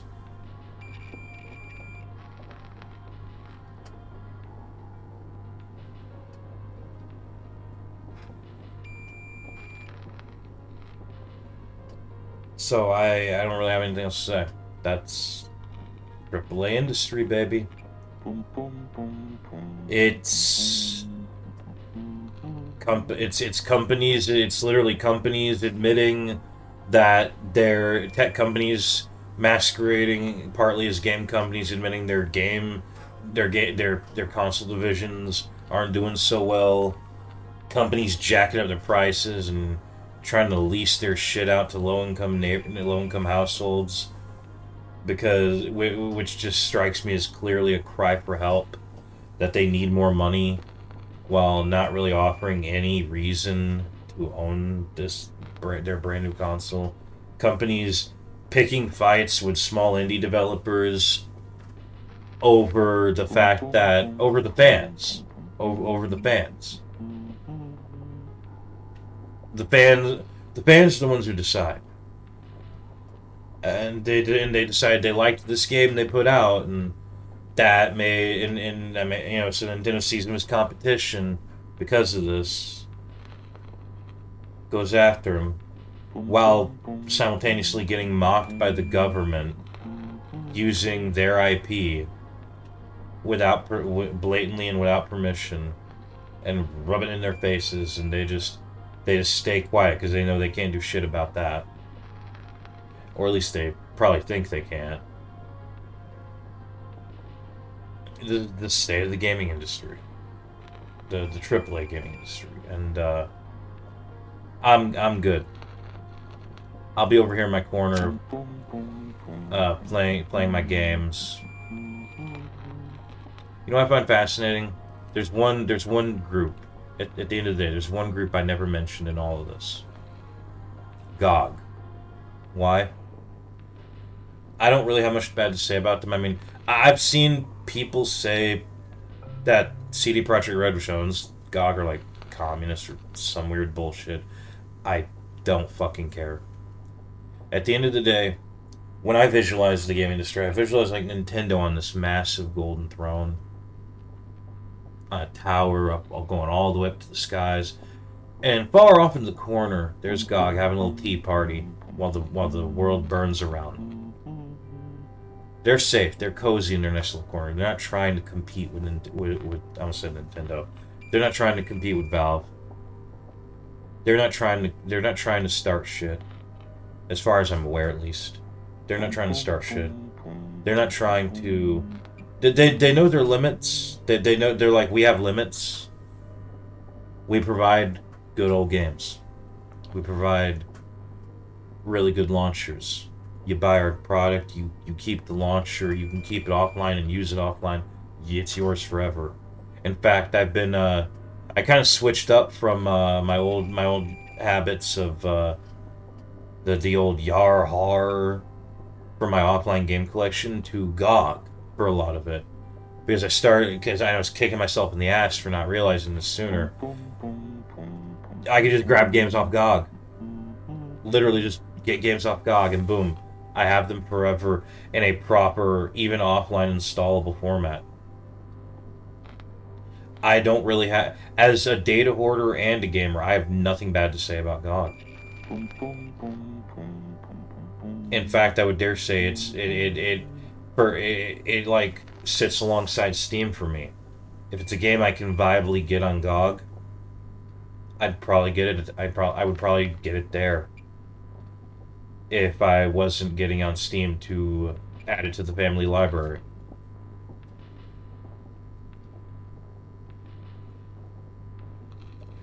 See, you don't have to be the biggest kid on the block. You just got to provide a competent service. That's all there is to it. And at the end of the day, I think I'll just stick to my shit. Enjoy my games. And I don't know, stay safe out there, I hope. I really hope a lot of the rest of you are okay with things. The indie scene is amazing still. That's about it. Thank you for indulging me with your time.